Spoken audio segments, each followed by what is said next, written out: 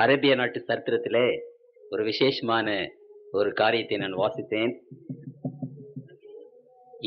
இரண்டாவது ஏரோது யூதாய நாட்டை ஆண்டு வந்தபோது, ஆண்டவராகிய இயேசு கிறிஸ்துவின் காலத்தில் வாழ்ந்த ஏரோதனுடைய மகன் இரண்டாவது ஏரோது, அவர் யூதாய நாட்டை ஆண்டு வந்தபோது அரேபிய நாட்டிலே ஒரு மன்னன் தோன்றினான். அரேபிய நாட்டில் ஏறக்குறைய 120 சிற்றரசர்கள் இருந்தார்கள். அந்த 120 அரசர்களையும் சிற்றரசர்களையும் ஒன்றுபடுத்தி அந்த அரேபிய நாட்டை ஒரே நாடாக அவர் மாற்றினார். அப்பொழுதுதான் அந்த காரியத்தை அவர் முடித்தார். திடீரென்று இரண்டாவது ஏரோது ஒரு பெரிய படையுடனே அரேபிய நாட்டில் படையெடுத்தான். படையெடுத்து திடீரென்று படையெடுத்ததினால அவர்கள் அரேபிய மக்கள் ஆயத்தமில்லாமல் இருந்தார்கள். ஆகவே அந்த அரேபிய நாட்டு முழுவதுமாக சென்று ஆயிரக்கணக்கான மக்களை கொன்று ஏராளமான பணத்தோடும் அவன் திரும்பி தன்னுடைய நாட்டுக்கு போய்விட்டான். அரேபிய நாடு சின்ன பின்னமாக ஆகிவிட்டது. அந்த அரசனையும் கொன்று விட்டான். அந்த அரசனுக்கு மகன் இல்லை, ஒரே மகள், ஃபாரா என்று அவளுடைய பெயர். ஃபாரா என்ற அந்த பெண்மணி எல்லா அரசர்களுக்கும் ஒரு தாக்கீது அனுப்பினார். தன்னுடைய அரண்மனையிலே எல்லா அரசர்களும் வந்து கூடும்படி. ஒரு நாள் எல்லோரும் அந்த அரண்மனைக்கு வந்தார்கள். 120 அரசர்களும் சிற்றரசர்களும். அந்த பெண் திரையின் மறைவிலே நின்று கொண்டு அந்த அரசர்கள் மத்தியிலே பேசினார். திடீரென்று ஏரோது படையெடுத்தார். நாம் அவரை எதிர்க்க முடியவில்லை. நம்முடைய நாட்டை அழித்து விட்டு போய்விட்டான். ஆகவே நாம் யாவருமாக ஒன்று திரண்டு பழிக்கு பழி வாங்க வேண்டும். அந்த ஏரோது நாட்டின் மேல் படையெடுத்து அவனை கொல்ல வேண்டும், நாம் பழி வாங்க வேண்டும் என்று அவள் சொன்னார். யாருமே அசையவில்லை. ஒரு தோல் சுருளை எடுத்துக்கொண்டு வந்து அவருக்கு முன்பாக அங்கே வைத்தார். யார் யார் அந்த ஏரோதை பழி வாங்க வேண்டும் என்று எண்ணமுடையவர்கள் உங்களுடைய கையெழுத்து இதிலே போடுங்கள். எப்படியாவது எப்பாடுபட்டாவது என்னுடைய தந்தையை கொன்ற, நம்முடைய நாட்டை சிதைத்து சென்ற அவனை பழிவாங்க வேண்டும் என்று அவள் சொன்னார். யாருமே ஒன்றும் பேசவில்லை. யாரும் வந்து அதிலே கையெழுத்து போடவில்லை. மறுபடியுமாக அந்த பெண் துயரத்தோடு சொல்லி அங்கு மன்றாடினால் ஒரு விதமான பிரயோஜனம் இல்லை. அந்த பெரிய ஏரோதை எதிர்ப்பதற்கு அவர்கள் பயந்தார்கள். ஏற்கனவே அடிபட்டு மிகுந்த கஷ்டமான நிலைமையில் இருக்கிறவர்கள் திரும்பவும் ஒரு போரிட அவர்களுக்கு விருப்பமில்லை. சற்று நேரம் ஆனவுடனே ஃபாரா தன்னுடைய மறைவிலே இருந்து அங்கே வெளியே வந்தார். இடுப்பிலே செருவியிருந்த ஒரு சிறு கத்தி எடுத்தாள். தன்னுடைய கையை நீட்டினாள்.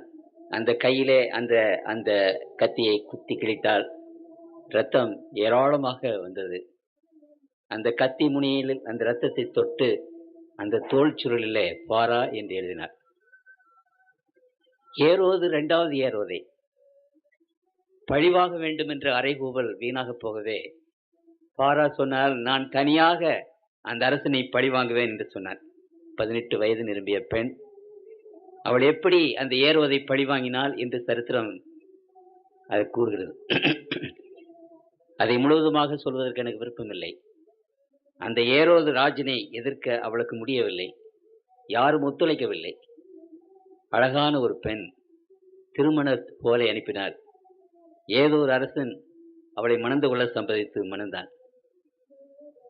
அந்த யூதேய நாட்டுக்கு அவளை எடுத்து சென்றால் திரும்ப மணவீட்டுக்கு அவர்கள் இருவரும் வந்தபோது தன்னுடைய தகப்பனை எந்த இடத்திலே குத்தி கொன்றானோ அதே இடத்திலே குதிரையில இருந்து அவனை தள்ளி குத்தி கொன்றாள் என்று சரித்திரம் அங்கே சொல்கிறது.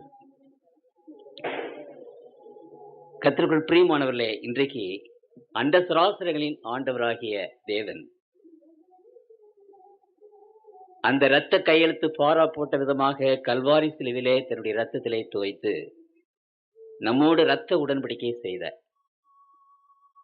உங்களையும் என்னையும் மீட்க வந்தேன் என்று அந்த உடன்படிக்கையிலே சொன்னார். நான் உங்களுடைய கடவுள், உங்களை ரட்சிக்க வந்தேன் என்று சொன்னார். உலகத்தின் மக்கள் அநேகர் நம்புவதாக இல்லை. நீர் கடவுளாய் என்று கேட்கவும் அநேகர் தொடங்கி இருக்கிறார்கள். ஆகவே ஆண்டவர் இன்றைக்கு இந்த உலகத்தின் மக்கள் மத்தியில ஒரு பெரிய ஒரு அறைகூவலை விடுத்திருக்கிறார். அந்த அறைகூவலை தம்முடைய ரத்தத்தினாலே முத்திரித்திருக்கிறார். திருமறை இதை பற்றி விசேஷ விதமாக பேசும்போது நான் வாசிக்கிறேன். புதிய ஏற்பாட்டின் புத்தகம் 305வது பக்கம். புதிய ஏற்பாட்டின் புத்தகம் 305வது பக்கத்திற்கு புத்தகத்தை திருப்பிக் கொள்ளுங்கள். எபிரேயர் எழுதின நிருபம் 9ஆம் அதிகாரத்திலே 12வது வசனத்தை நான் வாசிக்கிறேன். எபிரேயர் 1:12. வெள்ளாட்டுக்கடா இளங்காலை இவைகளுடைய இரத்தத்தினாலே அல்ல, தம்முடைய சொந்த இரத்தத்தினாலும் ஒரே தர மகா பரிசுத்த ஸ்தலத்திலே பிரவேசித்து நித்திய மீட்பை உண்டு பண்ணினார். தம்முடைய சொந்த இரத்தத்தினாலே நமக்கு நித்திய மீட்பை கொண்டு வந்தார். அந்த இரத்தத்தில் கையெழுத்து போட்டு கர்த்தருடைய பிள்ளைகளாகிய நம் யாவரும் ஆண்டவருடைய பிள்ளைகளாக சாத்தானை வென்று ஜெயிக்கத்தக்கதாக, மீட்பை அடையத்தக்கதாக அந்த இரத்தத்தில் செய்த உடன்படிக்கையை ஆண்டவர் உங்களுக்கும் எனக்கு முன்பாக அங்கு நிறுத்துகிறார். மறுபடியுமாக 157வது பக்கத்திற்கு புதிய ஏற்பாட்டிலே 157வது பக்கத்திலே நாம் வாசிக்கிறோம். யோவான் எழுதின சுவிசேஷகன் இந்த இரத்த கவனத்தை பற்றி அங்கு எழுதுகிறார். யோவான் 19ஆம் அதிகாரம் 34-35 நான் வாசிக்கிறேன். யோவான் 19:34-35. ஆகிலும் போர்ச்சேவரில் ஒருவன் ஈட்டியினாலே அவருடைய விலாவில் குத்தினான். உடனே இரத்தமும் தண்ணீரும் புறப்பட்டது. அதை கண்டவன் சாட்சி கொடுக்கிறான். அவனுடைய சாட்சி மெய்யா இருக்கிறது. நீங்கள் விசுவாசிக்கும்படி நான் சொல்லுகிறது மெய் என்று அவன் அறிந்திருக்கிறார்.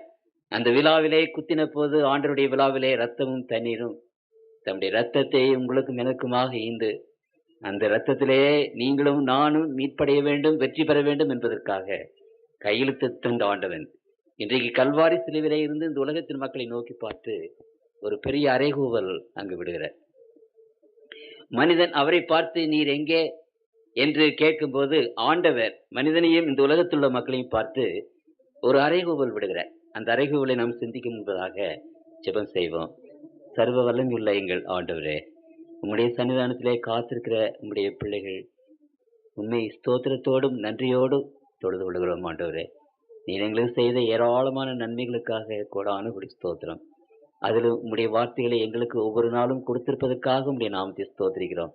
இந்த நாளிலும் உம்முடைய வசனத்தை எங்களுக்கு தர வேண்டும் என்று உம்முடைய திருப்பாத்திலே நாங்கள் கெஞ்சி மன்றாடுகிறோம். ஆண்டவரே, உம்முடைய சத்தத்தை நீர் உயர்த்தும். ஆண்டவரே, கல்வாரி சிலுவிலே இருந்து எங்களுக்கு கொடுக்கிற அந்த அறைகூவல், அந்த சேலஞ்ச், அந்த சவால், அதை உம்முடைய மக்கள் மத்தியிலே நீர் எடுத்து வைக்க வேண்டும் என்றும் ஒவ்வொரு மகனுடைய உள்ளத்திலும் மகனுடைய உள்ளத்திலும் ஆண்டவரே நீர் வல்லமையோடு பேச வேண்டும் என்று அன்பின் ஆண்டவர் இயேசுவின் நாமத்தில் வேண்டிக் கொள்கிறோம். ஜெபங்கேளும் பரமபிதாவே, ஆமென்.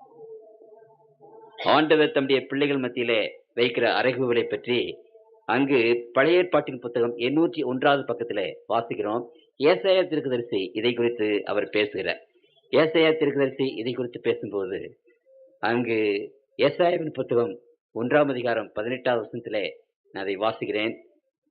ஆண்டவர் தம்முடைய பிள்ளைகள் மத்தியிலே வைக்கிற 807வது பக்கம், 807வது பக்கம், ஏசாயா 1:18 நான் வாசிக்கிறேன். நீங்கள் வழக்காடுவோம் வாருங்கள் என்று கர்த்தர் சொல்லுகிறார். வழக்காடுவோம் வாருங்கள். மனிதனுக்கும் ஆண்டவருக்கும் ஒரு வழக்கு இருக்கிறது. அந்த வழக்கை கொண்டு வாருங்கள், நம் இடையிலே அந்த வழக்கை கொண்டு வாருங்கள் என்று சொல்கிறார். எந்த வழக்கு என்பதை குறித்து திரும்ப நாம் வாசிக்கும் போது 846வது பக்கத்துல ஆண்டவருடைய வழக்கு என்ன, ஆண்டவருக்கும் நமக்கும் என்ன வழக்கு இருக்கிறது என்பதை குறித்து அங்கே நாம் வாசிக்கிறோம். ஏசாயாவின் புத்தகம் 41ஆம் அதிகாரம் 21வது வசனத்திலே இருந்து வாசிக்கிறேன். ஏசாயா 41ஆம் அதிகாரம் 21. உங்கள் வழக்கை கொண்டு வாருங்கள் என்று கர்த்தர் சொல்லுகிறார். உங்கள் பலமான நியாயங்களை வெளிப்படுத்துங்கள் என்று யாக்கோபின் ராஜா உரைக்கிறார். அவர்கள் அவைகளை கொண்டு வந்து சம்பவிக்க போகிறவைகளை நமக்கு தெரிவிக்கட்டும். அவைகளில் முந்தி சம்பவிக்கிறவைகள் இன்னதென்று சொல்லி நாம் நம்முடைய மனதை அவைகளின் மேல் வைக்கும்படிக்கும் பிந்தி சம்பவிக்கிறவைகளையும் நாம் அறியும்படிக்கும் நமக்கு தெரிவிக்கட்டும். வருங்காரியங்களை நமக்கு அறிவிக்கட்டும். பின்வரும் காரியங்களை எங்களுக்கு தெரிவிங்கள். அப்பொழுது நீங்கள் தேவர்கள் என்று அறிவோம். அல்லது நன்மையாவது தீமையாவது செய்யுங்கள். அப்பொழுது நாங்கள் திகைத்து ஏகமாய் கூடி அதை பார்ப்போம். இங்கு ஆண்டவர் இந்த உலகத்தின் மக்கள் முன்பாக, எல்லா மார்க்கத்தின் மக்கள் முன்பாக வைக்கிற ஒரு அறைகூவல், ஒரு சேலஞ்ச், அதை இங்கே நாம் வாசிக்கிறோம். வழக்காடுவோம். ஆண்டவருக்கு நமக்கும் ஒரு வழக்கு. நாம் ஆண்டவரை பார்த்து நீர் உண்மையான தெய்வம் தானா, அல்லது இந்த விவிலிய நூலை பார்த்து இது உண்மையான வேத புத்தகமா, கடவுளுடைய புத்தகமா என்றெல்லாம் அநேகர் கேட்கிறோமே. அந்த காரியத்தை குறித்து ஆண்டவர் சொல்லுகிற ஒரு வழக்கு, ஒரு சேலஞ்ச். என்ன சேலஞ்ச் என்றால், இனி வரப்போகிற காரியங்களை உங்களில் யாராவது அறிவிக்க முடியுமானால் அறிவியுங்கள். அந்த காரியங்கள் வகை வகையாக தொகுத்து, இவைகள் இப்பொழுது சம்பவிக்கும், அவைகள் பின்பு இவைகள் சம்பவிக்கும், அவைகளுக்கு பின்பு இவைகள் சம்பவிக்கும் என்று வரும் காரியங்களை நீங்கள் எங்களுக்கு தெரிவிங்கள், எனக்கு தெரிவிங்கள். அப்படி வரப்போகிற காலங்களை நீங்கள் தெரிவிப்பீர்களானால் நீங்கள் தேவர்கள் என்று நாங்கள் ஒத்துக்கொள்கிறோம், நீங்கள் கடவுள் என்று ஒத்துக்கொள்கிறோம் என்று ஆண்டவர் அந்த அறைகோவலை நமக்கு முன்பாக வைக்கிறார். ஆண்டவர் உன்னதத்தின் தேவன் இந்த உலகத்தில் வந்து நமக்காக மரித்தார் என்று சொல்லும்போது அதை அநேகர் நம்புவதில்லை. இந்த புத்தகம், இந்த வேத புத்தகம் அவருடைய புத்தகம், அவரால் எழுதப்பட்டது என்று சொல்லும்போது அநேகர் நம்புவதில்லை. ஆகவே ஆண்டவர் மனுமக்களை நோக்கி பார்த்து என்ன சொல்லுகிறார்? உண்மையான தெய்வம் என்பவர் யார்? அந்த உண்மையான தெய்வம் தான் வரப்போகிற காரியங்களை நமக்கு திட்டவட்டமாக எடுத்து சொல்ல முடியும்.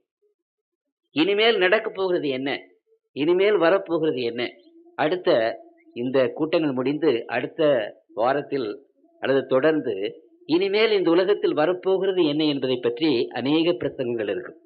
தயவு செய்து நீங்கள் மறவாமல் அதை கட்டாயமாக நீங்கள் கேட்க வேண்டிய காரியங்கள். உலகத்தில் இனிமேல் என்ன நடக்கும் என்பதை குறித்து வரிசையாக ஆண்டவர் வெளிப்படையாக நமக்கு சொல்லுகிறார், அதை அறிந்து கொள்ளத்தக்கதாக.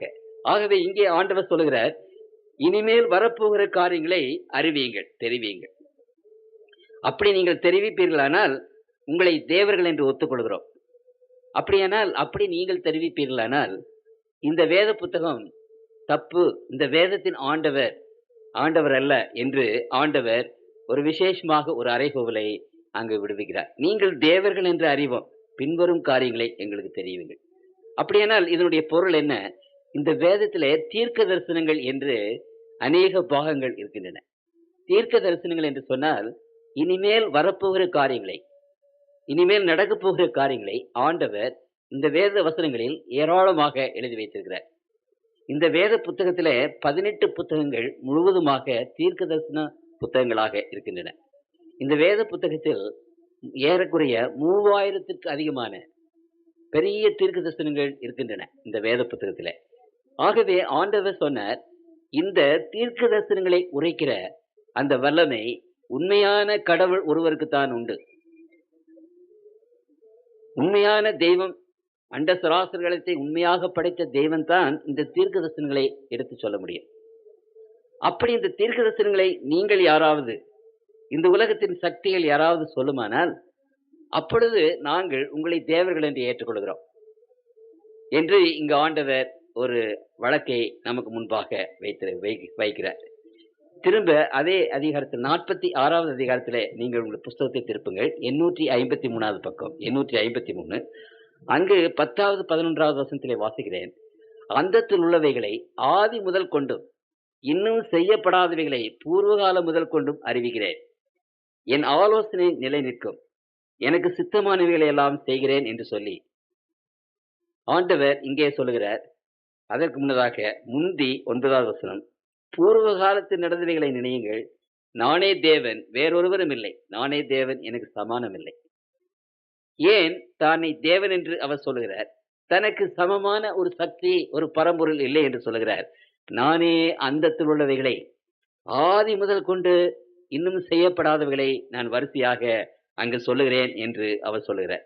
ஏசாயாவின் புத்தகம் 43ஆம் அதிகாரத்திலே அங்கு மறுபடியுமாக நான் வாசிக்கிறேன். 43ஆம் அதிகாரம் 9வது வசனத்திலே மறுபடியுமாக ஆண்டவர் சொல்லுகிறார், சகல ஜாதிகளும் ஏகமாய் சேர்ந்து கொண்டு சகல ஜனங்களும் கூடி வரட்டும், இதை அறிவித்து முந்தி சம்பவிக்கிறவைகளை நமக்கு தெரிவிக்கிறவன் யார்? கேட்டு மெய்யென்று சொல்லக்கூடும்படி அவர்கள் தங்கள் சாட்சியங்களை கொண்டு வந்து யதார்த்தவான்களாய் விளங்கட்டும். மறுபடியுமாக ஆண்டவர் சொல்லுகிறார், இனிமேல் நடக்கப் போகிற காரியங்களை சொல்லும்படி நான் தனித்தனி ஆட்களாக அல்ல, ஜாதிகளை நான் அழைக்கிறேன். அப்படியானால் ஒருவேளை ஒரு மனிதன், ஒரு தனி மனிதன் இப்படி இந்த காரியங்களை சொல்ல முடியாவிட்டால் ஜாதியாக, ஒரு ஜனமாக, ஒரு நேஷனாக நீங்கள் வந்து இந்த வழக்கை எடுத்துக்கொள்ளுங்கள் என்று ஆண்டவர் சொல்லுகிறார்.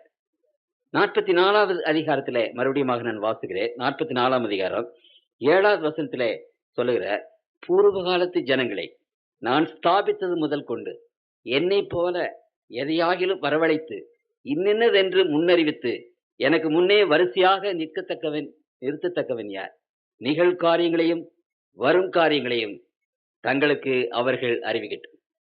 திரும்ப திரும்ப இந்த வேத புத்தகத்தில் அநேக இடங்களிலே இந்த அறைகூவலை ஆண்டவர் விடுகிறார். 42ஆம் அதிகாரத்திலே திரும்ப 9வது வசனத்தை வாசிக்கிறேன்.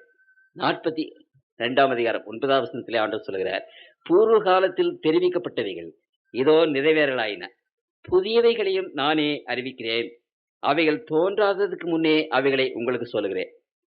இன்னும் அநேக வசனங்களை நான் படித்துக் கொண்டே போகலாம். ஆனால் ஆண்டவர் இந்த வேத புத்தகத்துல இந்த உலகத்தின் மக்களுக்கு முன்பாக ஒரு வழக்கை வைக்கிறார். அந்த வழக்கு என்னவென்றால், உண்மையான தெய்வம் யார் என்பதற்கு என்ன அடையாளம்? உண்மையான தெய்வத்தினுடைய அடையாளம் முன்னாலே நான் சொன்னேன், வானம், பூமி, சமுத்திரம், அண்ட சராசரங்கள் எல்லாவற்றையும் படைத்த தேவன் தான் தேவன். எப்படி ஒரு பெண் பெற்றெடுத்தால் அது தாயாக இருக்கிறதோ, அதே போல அண்ட சராசரங்களை படைக்கிற ஆண்டவர் தான் உண்மையான தெய்வம். அண்ட சராசரங்களை படைக்கிற போது நாம் அங்கே இல்லை. ஆகவே ஆண்டவர் என்ன சொல்லுகிறார்? இன்னொரு காரியத்தை குறித்து பேசுகிறார். உண்மையான தெய்வம் என்பவர் யார் என்பதை குறித்து பேசும்போது, தீர்க்க தரிசனங்களை உரைக்க வல்லமையுள்ள ஒரு தேவன். தீர்க்க தரிசனம் என்று சொன்னால், இனிமேல் வரப்போகிற காரியங்களை ஒவ்வொன்றாக வரிசை கிரமமாக இன்னது நடக்கும், அப்புறம் இன்னது நடக்கும், அப்புறம் இன்னது நடக்கும், இந்தந்த காலங்களிலே இன்னென்னவைகள் நடக்கும் என்பதை முன்னதாகவே, நூற்றுக்கணக்கான வருஷங்களுக்கு முன்னதாகவே, ஆயிரக்கணக்கான வருஷங்களுக்கு முன்னதாகவே நமக்கு ஆண்டவர் சொல்லுகிறார். இதுதான் தீர்க்க தரிசனம். அப்படியானால் இந்த தீர்க்க தரிசனம் சொல்லக்கூடிய ஒரு சக்தி உடையவர் யாரோ அவர்தான் உண்மையான தெய்வம். ஆகவே நாங்கள் இந்த தீர்க்க தரிசனத்தை இந்த வேத புத்தகத்தில் எழுதி வைத்திருக்கிறோம். இன்றைக்கு இந்த உலகத்தின் மக்கள் யாராக இருந்தாலும் சரி, அல்ல உலகத்தில் தொழப்படுகிறவைகள் என்று சொல்லக்கூடியவைகள் எதுவாக இருந்தாலும் சரி, இப்படிப்பட்ட தீர்க்க தரிசனங்களை நீங்கள் சொல்லக்கூடுமானால் அப்பொழுது உங்களை தெய்வம் என்று நாங்கள் ஏற்றுக்கொள்கிறோம். அப்படி யாராவது சொல்வார்களானால் இந்த வேதம் உண்மையல்ல, இந்த வேதத்தின் ஆண்டவர் உண்மையான தெய்வம் அல்ல என்று சவால் விடுகிறார், ஒரு அறைகோவல் விடுகிறார். கர்த்தருக்குள் பிரியமான தேவனுடைய பிள்ளைகளே, இந்த சவாலை இன்றைக்கு உலகத்தின் மக்கள் ஏற்றுக்கொள்ள முடியுமா? இன்றைக்கு நாம் அநேக சமயங்களிலே வானங்களை அண்ணாந்து பாருங்கள், அங்கே இருக்கிற நட்சத்திரங்களை பாருங்கள் என்று ஆண்டவர் சொல்லும் போது, இன்றைக்கு உலகத்தின் மக்கள் என்ன செய்கிறோம்? நம் கைகளை நீட்டி இந்த கைகளிலே நட்சத்திரங்கள் என்ன செய்கிறது, கிரகங்கள் எப்படி இருக்கிறது, அதனுடைய இடம் எப்படி இருக்கிறது, அந்த கிரகங்களுடைய சஞ்சரிப்பு இந்த கையில எப்படி இருக்கிறது, அதன் மூலமாக உங்களுடைய வாழ்க்கையில நம்முடைய வாழ்க்கையில என்ன ஏற்படும் என்று நம்முடைய கைகளிலே கிரகங்களையும் நட்சத்திரங்களையும் வைத்து கணிக்கிறோம். கணித்து விட்டு உங்களுடைய வாழ்வு இப்படி இருக்கும் அப்படி இருக்கும் என்று நான் அங்கே சொல்லுகிற அந்த ஜோதிட கலை இன்றைக்கு உலகத்தில், இன்றைக்கு மாத்திரமல்ல, அந்த காலம் முதல் கொண்டு எல்லா காலத்திலும் இருந்து வருகிறது.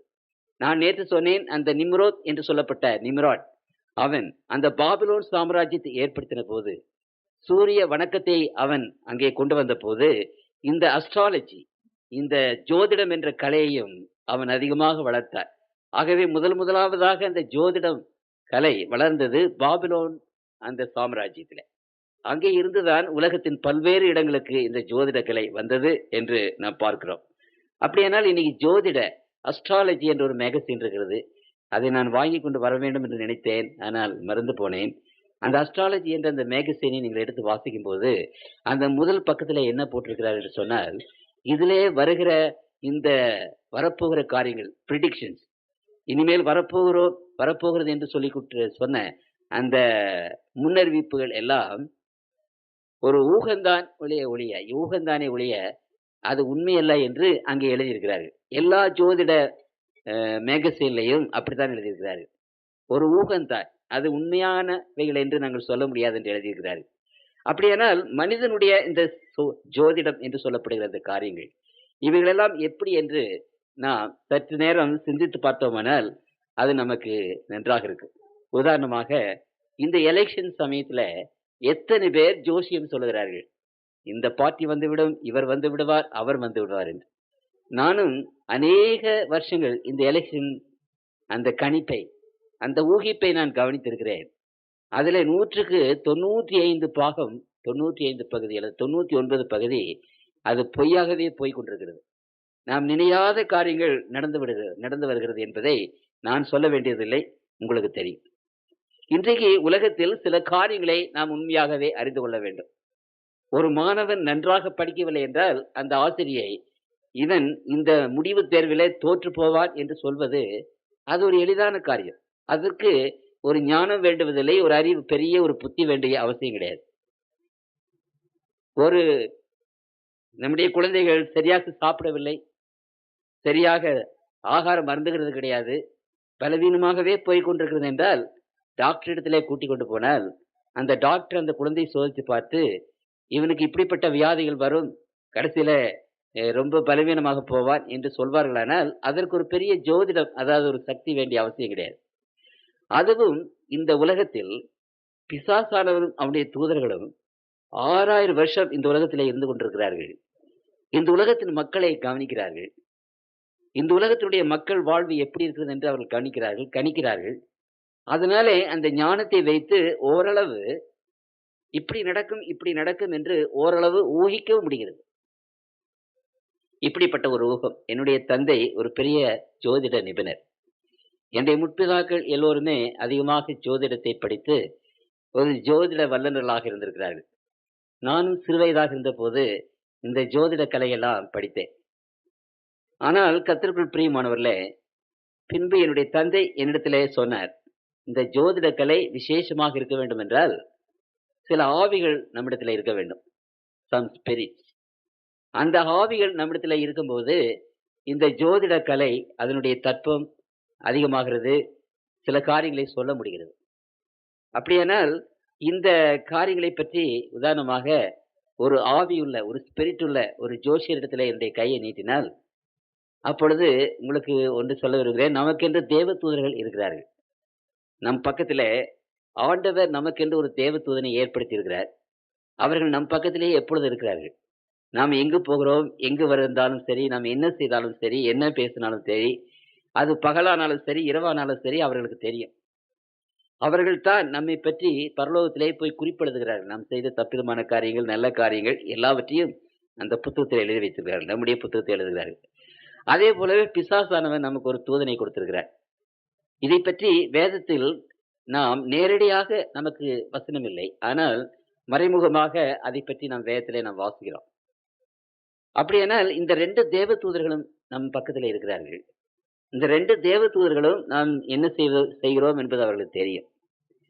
நான் ஒரு ஜோதிடத்திலே கையை கொண்டு போய் நீட்டும் போது அவரிடத்திலே அந்த ஆவி இருக்குமானால், அந்த ஸ்பிரிட் இருக்குமானால், என்னுடைய அந்த தேவதூதன் அவரிடத்திலே போய் விடுகிறார், இந்த பிசாசனுடைய தூதன். அப்பொழுது அவன் என்னை பற்றி எல்லா காரியங்களையும் சொல்லிவிடுகிறான். அவனுக்கு நான் எங்க பிறந்தேன், எனக்கு எத்தனை சகோதரிகள் உண்டு, என்னுடைய அப்பா யார், அம்மா யார், நான் என்னென்ன செய்தேன், எல்லாவற்றையும் அவர் சொல்லிவிடுகிறார். அப்பொழுது அவர் கண்ட மாதிரி, கண்ணிலே கண்ட மாதிரி எல்லாவற்றையும் நமக்கு விவரித்து சொல்லிவிடுகிறார். இதுதான் இன்றைக்கு ஜோசிய கலை. அந்த ஜோசிய கலையிலே ஜனங்கள் அதிகமாக ஈடுபடுவதற்கு இந்த ஆவிகள் காரணமாக இருக்கிறது என்பதை நாம் அறிந்து கொள்ள வேண்டும். அடுத்தபடியாக இன்னொரு காரியம் என்னவென்றால், இன்றைக்கு எனக்கு அந்த ஆவி இருக்கிறது, ஸ்பிரிட் இருக்கிறது. நான் ஒருவரிடத்தில் ஒரு ஜோசியம் சொல்லுகிறேன். அது என்ன சொல்லுகிறேன் என்றால், நீங்கள் சீக்கிரமாக ஒரு புதையல் உங்களுக்கு கிடைக்கும், இந்த மாதம் இத்தனாம் தேதியிலே அந்த புதையல் உங்கள் கைகளுக்கு வரும் என்று நான் ஜோசியம் சொல்லுகிறேன். அப்படி ஜோசியம் சொல்லும் போது என்னிடத்தில் இருக்கிற அந்த ஆவி, அந்த ஸ்பிரிட், அவர்களுக்கு இந்த உலகத்தில் புதையல்கள் எங்கெங்கெல்லாம் இருக்கிறது என்று தெரியும். தேவ தூதர்களுக்கு இந்த புதையல்கள் இருக்கிற இடமெல்லாம் தெரியும். அப்படியானால் அந்த ஆவி, அந்த தேவதூதன், நான் யாரிடத்திலே அந்த ஜோசியம் சொல்கிறோனோ அவரை கொண்டு போய் நான் சொன்ன மாதிரியே அந்த நாளிலே, அந்த நாளிகையிலே சரியாக அந்த அந்த அந்த பொக்கிஷம் இருக்கிற ஒரு இடத்தை கொண்டு போய் காட்டி விடுவார். அது ஒருவேளை நமக்கு தெரியாது. அப்பொழுது அவருக்கு அதே நேரத்திலே அந்த நாளிலேயே அந்த பொக்கிஷம் கிடைத்துவிடும்.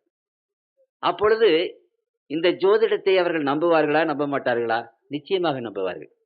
உதாரணமாக நான் ஒருவரை பார்த்து சொல்லுகிறேன், என்னிடத்தில் அந்த ஆவி இருக்கிறது. நீங்கள் இன்னும் 2 மாதத்திலே ஜனவரி மாதம் 12ஆம் தேதி மெட்ராஸிலே அண்ணா சாலையிலே ஒரு கார் விபத்துக்குள்ளாகி இறந்து போவீர்கள் என்று அங்கு ஜோசியம் நான் சொல்கிறேன் என்று வைத்துக் கொள்ளுங்கள். அப்பொழுது என்னிடத்தில் இருக்கிற அந்த தேவதூதன் அந்த மனிதனை அந்த ஜனவரி மாதம் 12ஆம் தேதி அந்த குடும்பத்திலிருந்து பிரித்து கூட்டிக் கொண்டு போய் அண்ணா சாலையில விட்டு அங்க வருகிற ஒரு கார் டிரைவரிடத்திலே கிரியை செய்து அந்த கார் மோதி இறக்கும்படி அவன் செய்து விடுகிறான். நான் சொல்வதை நீங்கள் நன்றாக கவனிங்கள். ஏன் இவைகளையெல்லாம் என்னால சொல்ல முடிகிறது என்று சொன்னால், நான் ஒரு ஜோசியருடைய குடும்பத்தில் பிறந்தவர். வாழையடி வாழையாக ஜோசியம் பார்த்தவர்கள் நாங்கள். அதனால்தான் இந்த ரகசியங்கள் எல்லாவற்றையும் உங்களுக்கு நாங்கள் அப்படியே சொல்லிவிடுகிறோம். அப்படியானால் கர்த்தருக்குள் பிரியமானவர்களே, இன்றைக்கு ஜோதிடம், ஆருடம் கணிப்பது இப்படிப்பட்ட காரியங்கள் எல்லாம் இப்படி அநேகர் இது உண்மை என்று நினைப்பதற்கு இந்த மாதிரியான காரியங்கள் வழிவகுக்கின்றன. வரப்போகிற காரியங்களை யாரும் சொல்ல முடியாது என்று ஆண்டவர் சொல்லும்போது, இந்த மாதிரி சில சக்திகள் இல்ல எங்களால் சொல்ல முடியும் என்று இப்படிப்பட்ட காரியங்களை செய்து ஜனங்களுக்கு ஒரு நம்பிக்கையை கொண்டு வருவதனாலே அவர்கள் உண்மையான தெய்வத்தை நினைக்காதபடி, உண்மையான தெய்வத்தை பார்க்காதபடி அவர்கள் இதன் மேல என்ன செய்கிறார்கள்? நம்பிக்கை கொண்டு தங்களுடைய வாழ்நாளை கழிக்கிறார்கள் என்பதை குறித்து நாம் நிச்சயமாக அறிந்து கொள்ள வேண்டும். அப்படி என்னால் இப்படிப்பட்டவைகள் எல்லாம் தீர்க்க தரிசனமா? ஏதோ இன்றைக்கு நடக்கிறது, நாளைக்கு நடக்கிறது, அல்லது நம்முடைய வாழ்விலே நடக்கிறது. உதாரணமாக அந்த நாட்களிலே நாம் ஜோசியம் பார்க்கிற மாதிரி டெல்பிக் ஆரக்கல்ஸ் என்று சொல்லி அங்கு கிரேக்க நாட்டிலே ஒன்று இருந்தது. டெல்பிக் ஆரக்கல்ஸ் என்று சொல்லி அது குறி சொல்லும். ஆகவே குரோசியஸ் என்ற ஒரு மன்னன் பெர்ஷிய நாட்டிலே போய் சண்டை போடும்போது, பர்ஷியர்களிடத்தில் சண்டை போடும்போது, அந்த டெல்பிக் ஆரக்கல்ஸ் என்று சொல்லப்பட்ட அந்த இடத்திலே போய் குறி கேட்டார். சேனையோடு போவதா? அப்படி போனால் நான் அந்த பெர்ஷியர் இடத்துல வெற்றி பெறுவானா என்று அவர் குறி கேட்டார். அப்பொழுது அந்த டெல்பிக் ஆரக்கல்ஸ் ஆசாரியர்கள் குறி சொன்னார்கள். என்ன சொன்னார்கள் என்றால், ஹல்ப்ஸ் என்ற ஒரு நதி இருக்கிறது. அந்த ஹல்ப்ஸ் என்ற நதியை நீ கடந்து ஒரு பெரிய சேனையை அழித்து போடுவாய் என்று அந்த குறி சொன்னது. உடனே இந்த கிரேசியஸ் என்ற மன்னனுக்கு ரொம்ப சந்தோஷம். ஒரு பெரிய சேனை அழித்து தான் மிகுந்த ஒரு பெரிய வெற்றி பெறுவேன் என்று அவன் நினைத்தார். தைரியமாக சந்தோஷமாக தன்னுடைய பெரிய சேனையை நடத்தி கொண்டு போனார். அந்த நதியை கடந்த உடனே அங்க பெரிய யுத்தம் வந்தது.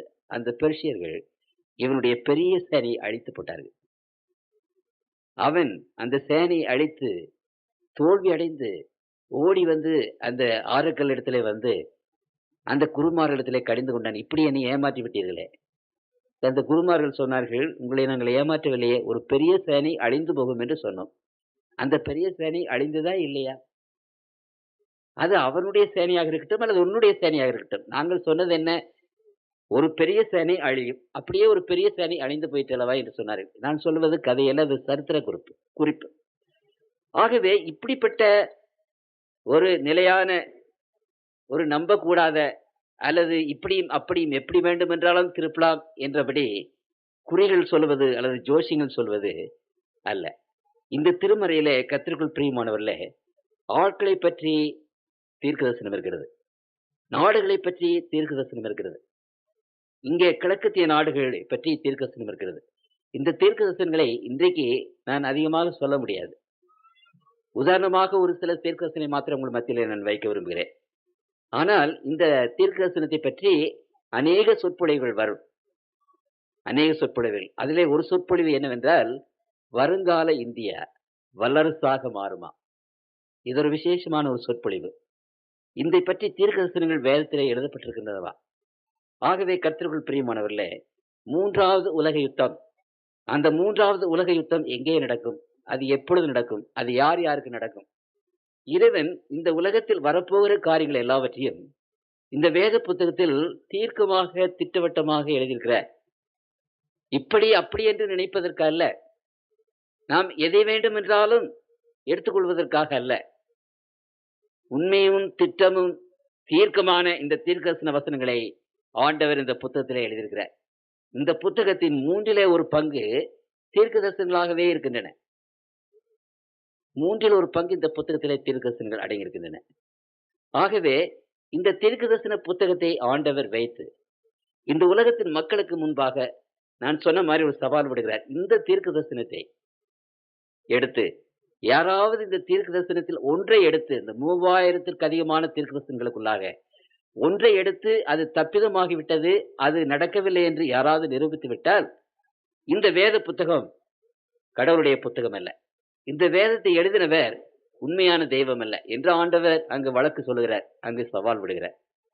அல்லது இந்த வேத புத்தகத்தை தவிர வேறு எந்த சோர்ஸ், வேறு எந்த இடத்தில் இருந்தாவது இனிமேல் வரப்போகிற காரியங்களை திட்டவட்டமாக தீர்க்கமாக யாராவது நடக்கக்கூடிய காரியங்களை சொல்வார்களானால், அப்பொழுது அந்த அவர்களை நாங்கள் தேவர்களாக ஏற்றுக்கொள்கிறோம், அப்பொழுது நான் தேவன் இல்லை என்று ஆண்டவர் சொல்கிறார். இது ஒரு பெரிய சேலஞ்ச், ஒரு பெரிய அறைகூவல்.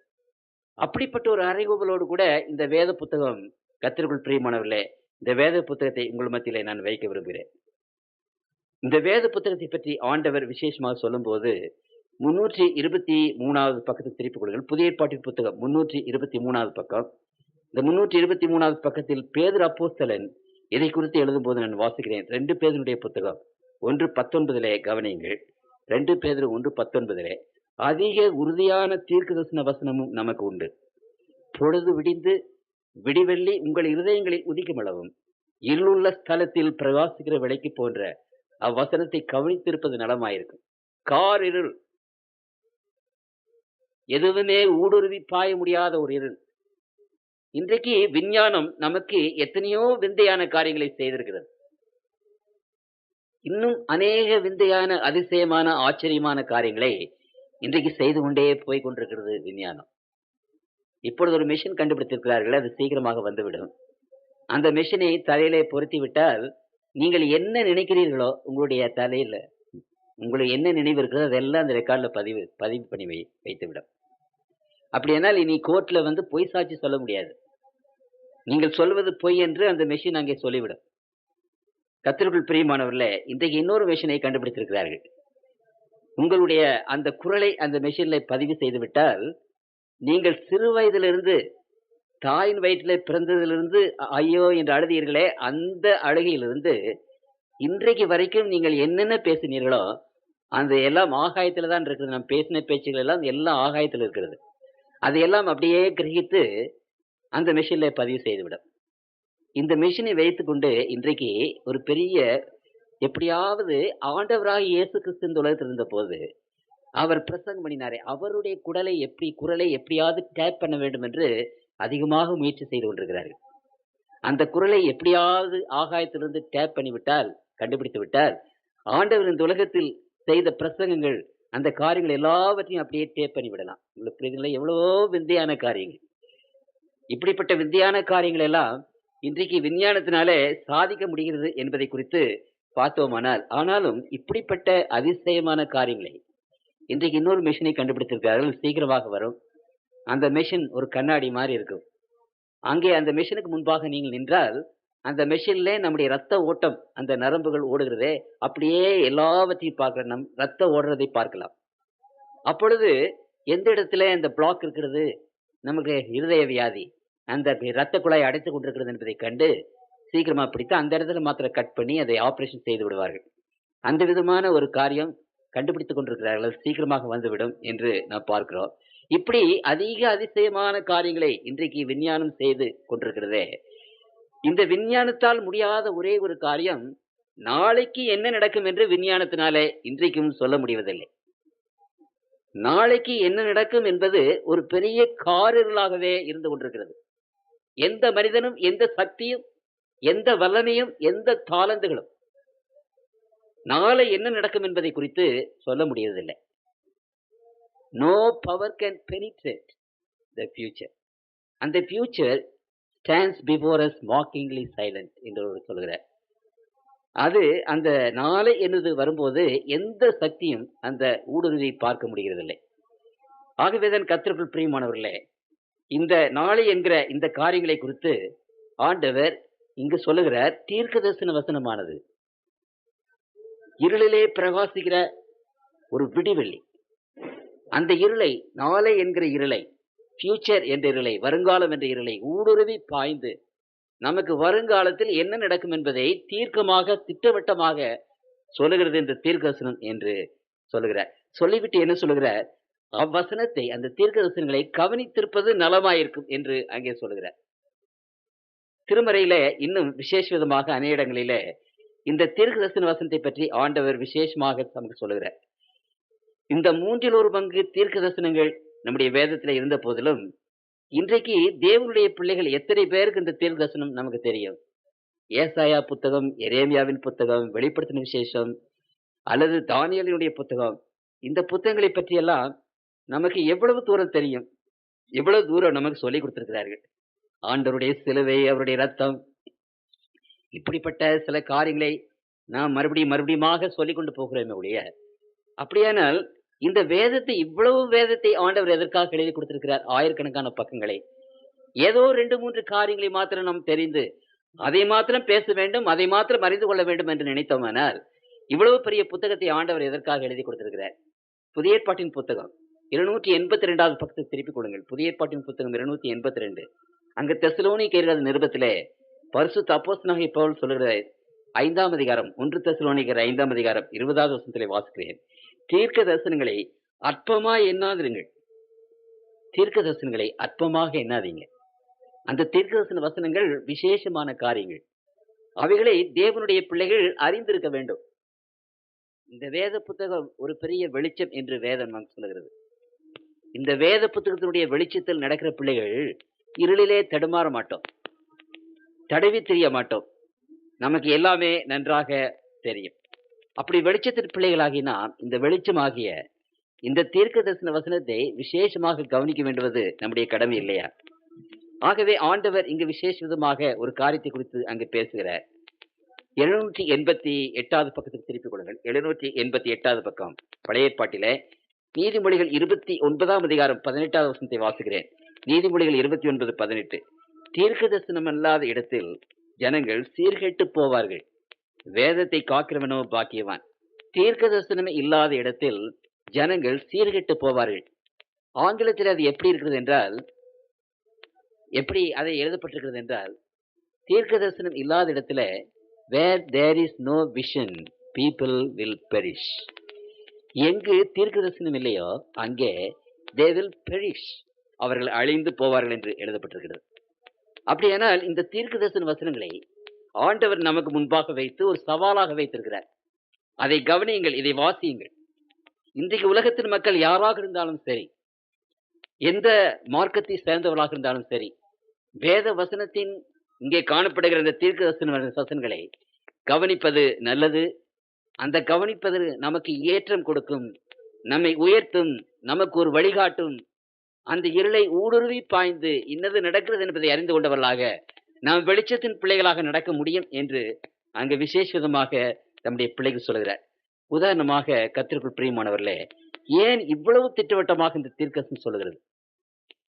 ரோம ராஜ்யத்தை சேர்ந்த பெரிய வல்லரசுகள் தங்களுடைய சேனை பலத்தை கொண்டு, பண பலத்தை கொண்டு இந்த தீர்க்க தரிசனங்களில் சில தீர்க்க தரிசனங்களை எடுத்து அந்த தீர்க்க தரிசனங்கள் பொய் என்று நிரூபிக்க பார்த்தார்கள்.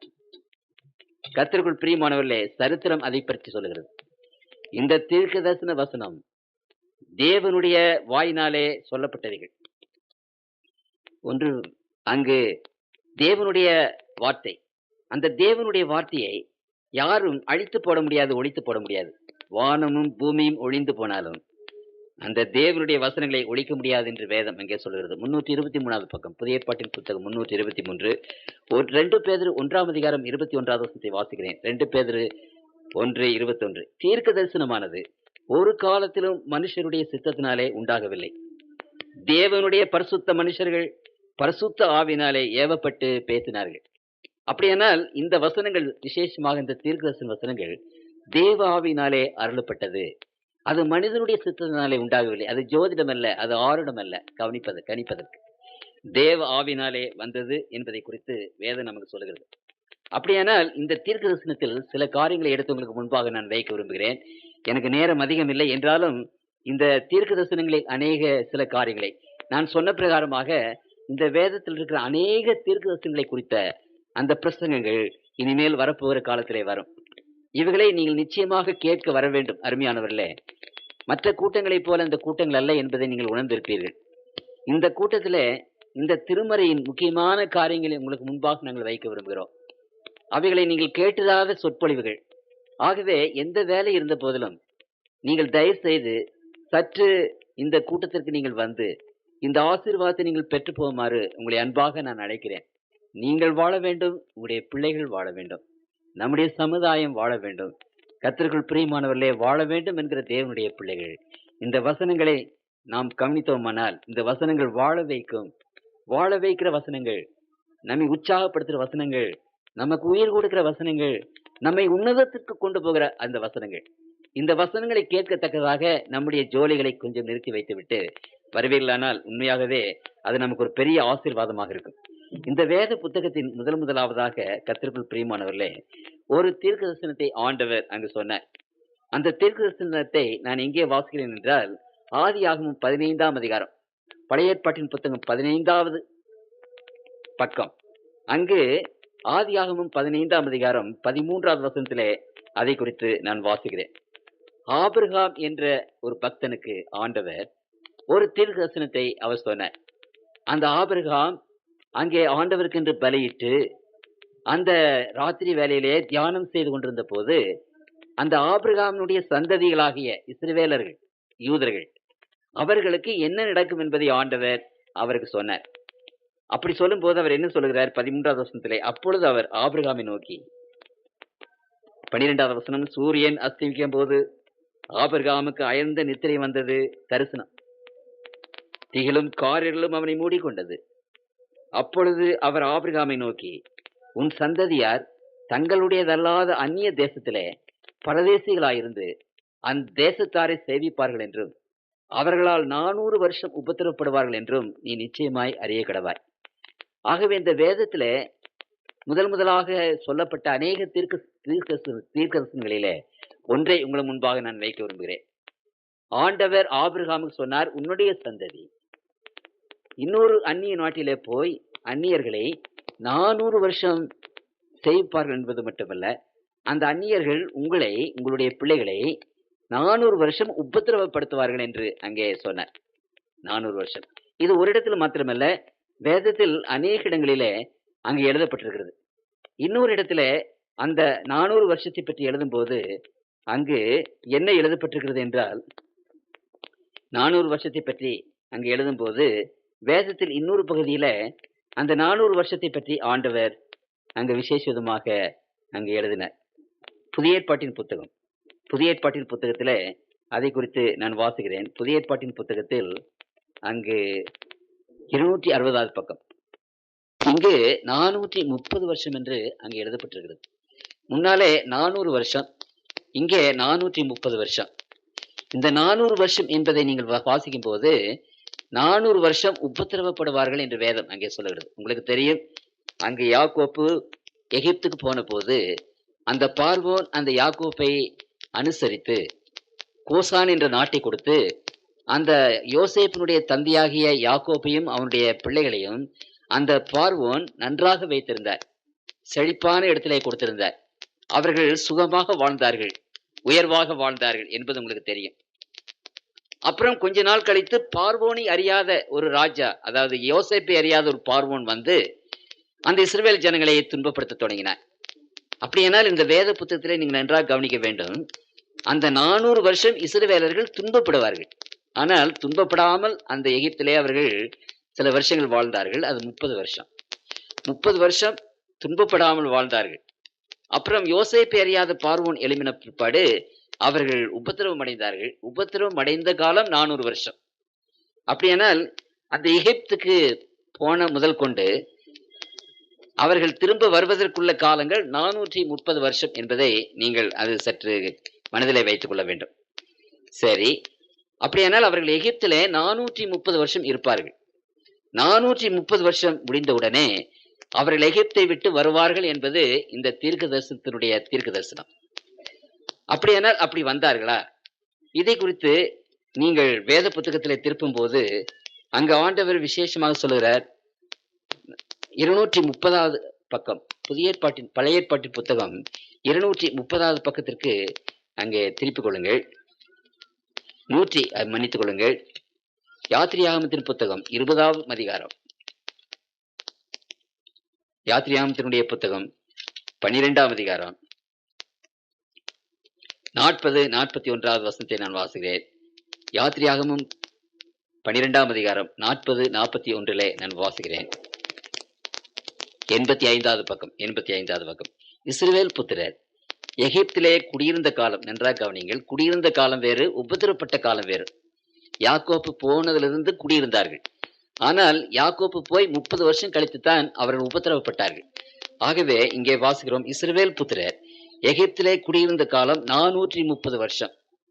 430 வருஷம் முடிந்த அன்றைய தினமே கர்த்தருடைய சேனைகள் எல்லாம் எகிப்து தேசத்திலிருந்து புறப்பட்டது.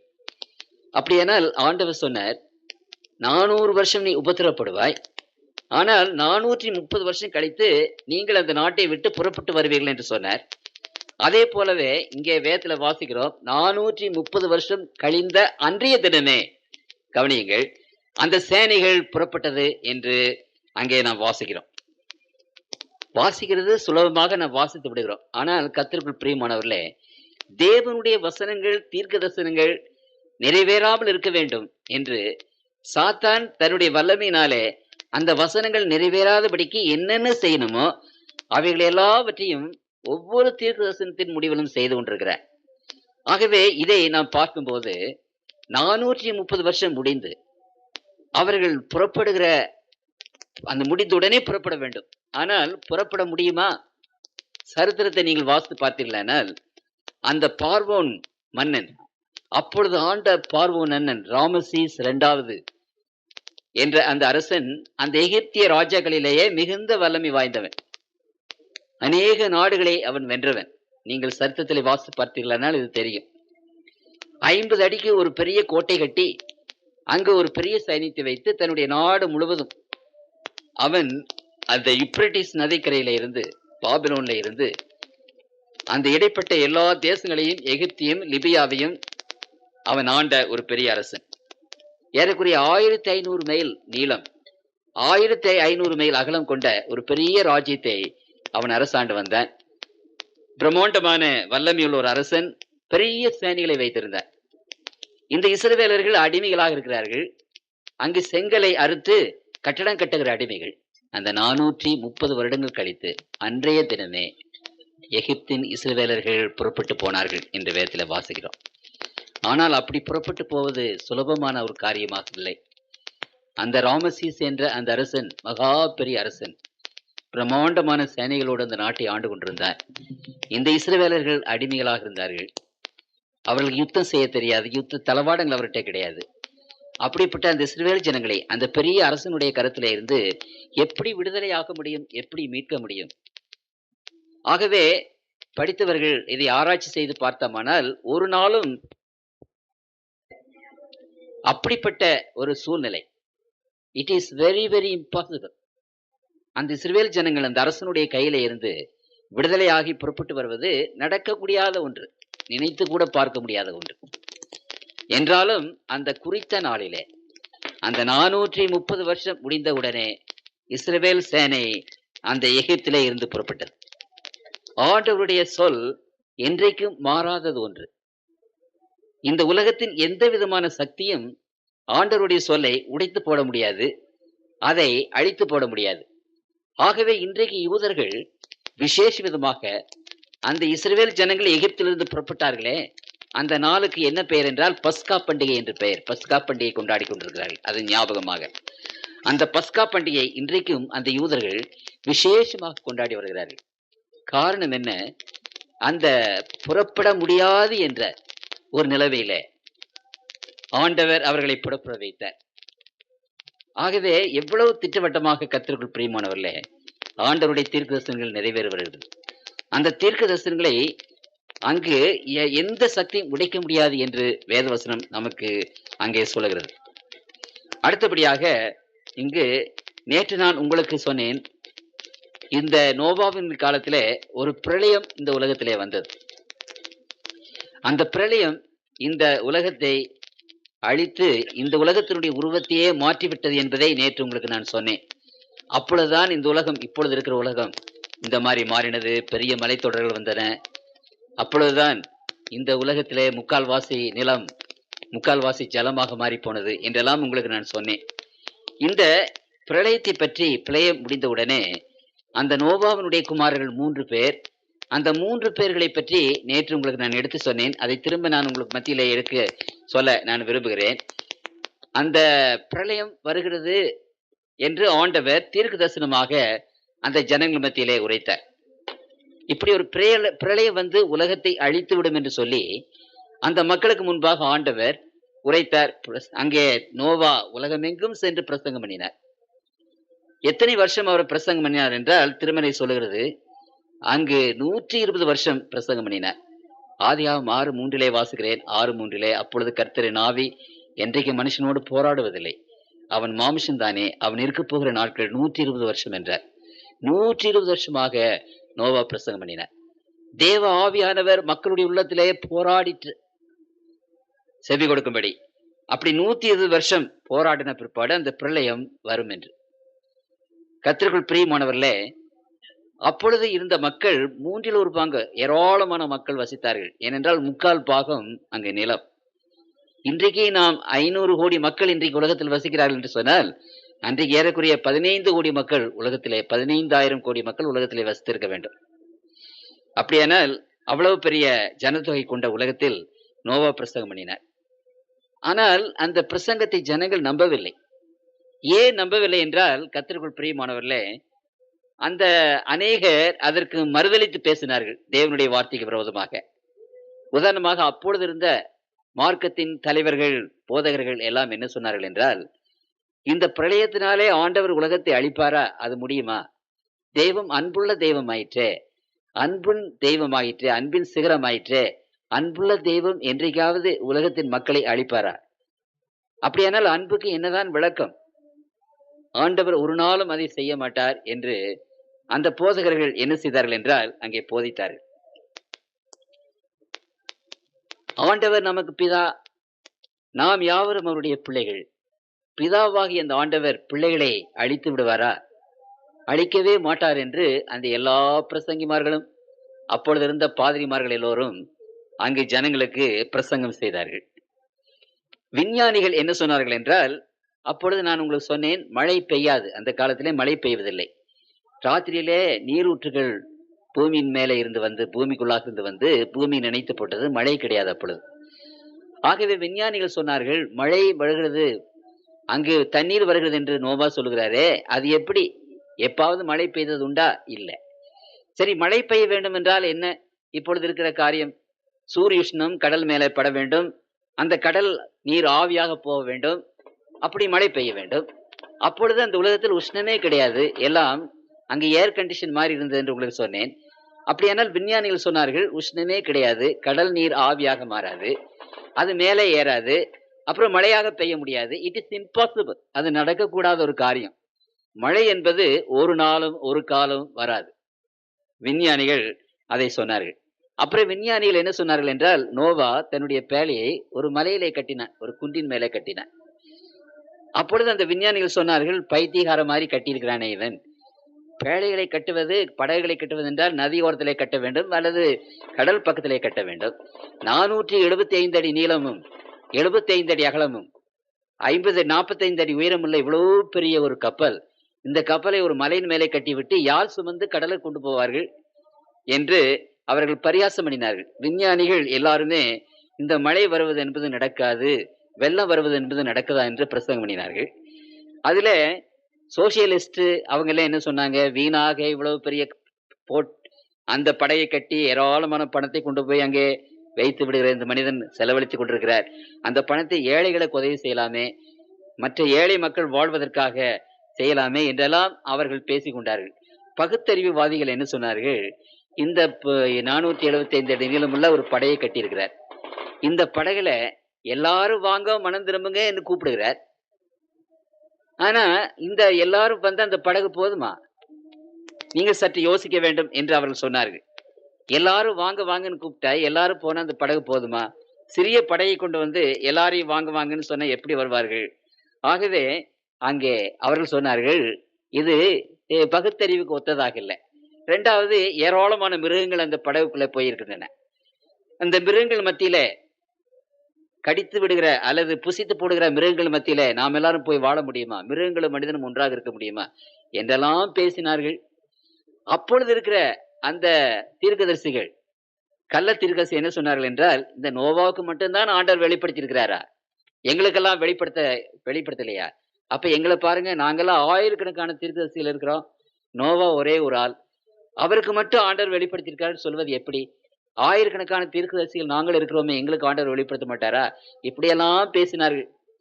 கடைசியில ஏராளமானவர்கள் இப்படி பேசும்போது, ஒரே ஒரு மனிதன் கடவுளுடைய வார்த்தையை சொல்லும்போது, அந்த உலகத்தின் மக்கள் அந்த ஒரு மனிதனுடைய வார்த்தையை தள்ளி போட்டு அந்த ஏராளமான மற்ற மக்களுடைய வார்த்தைகளை நம்பினார்கள்.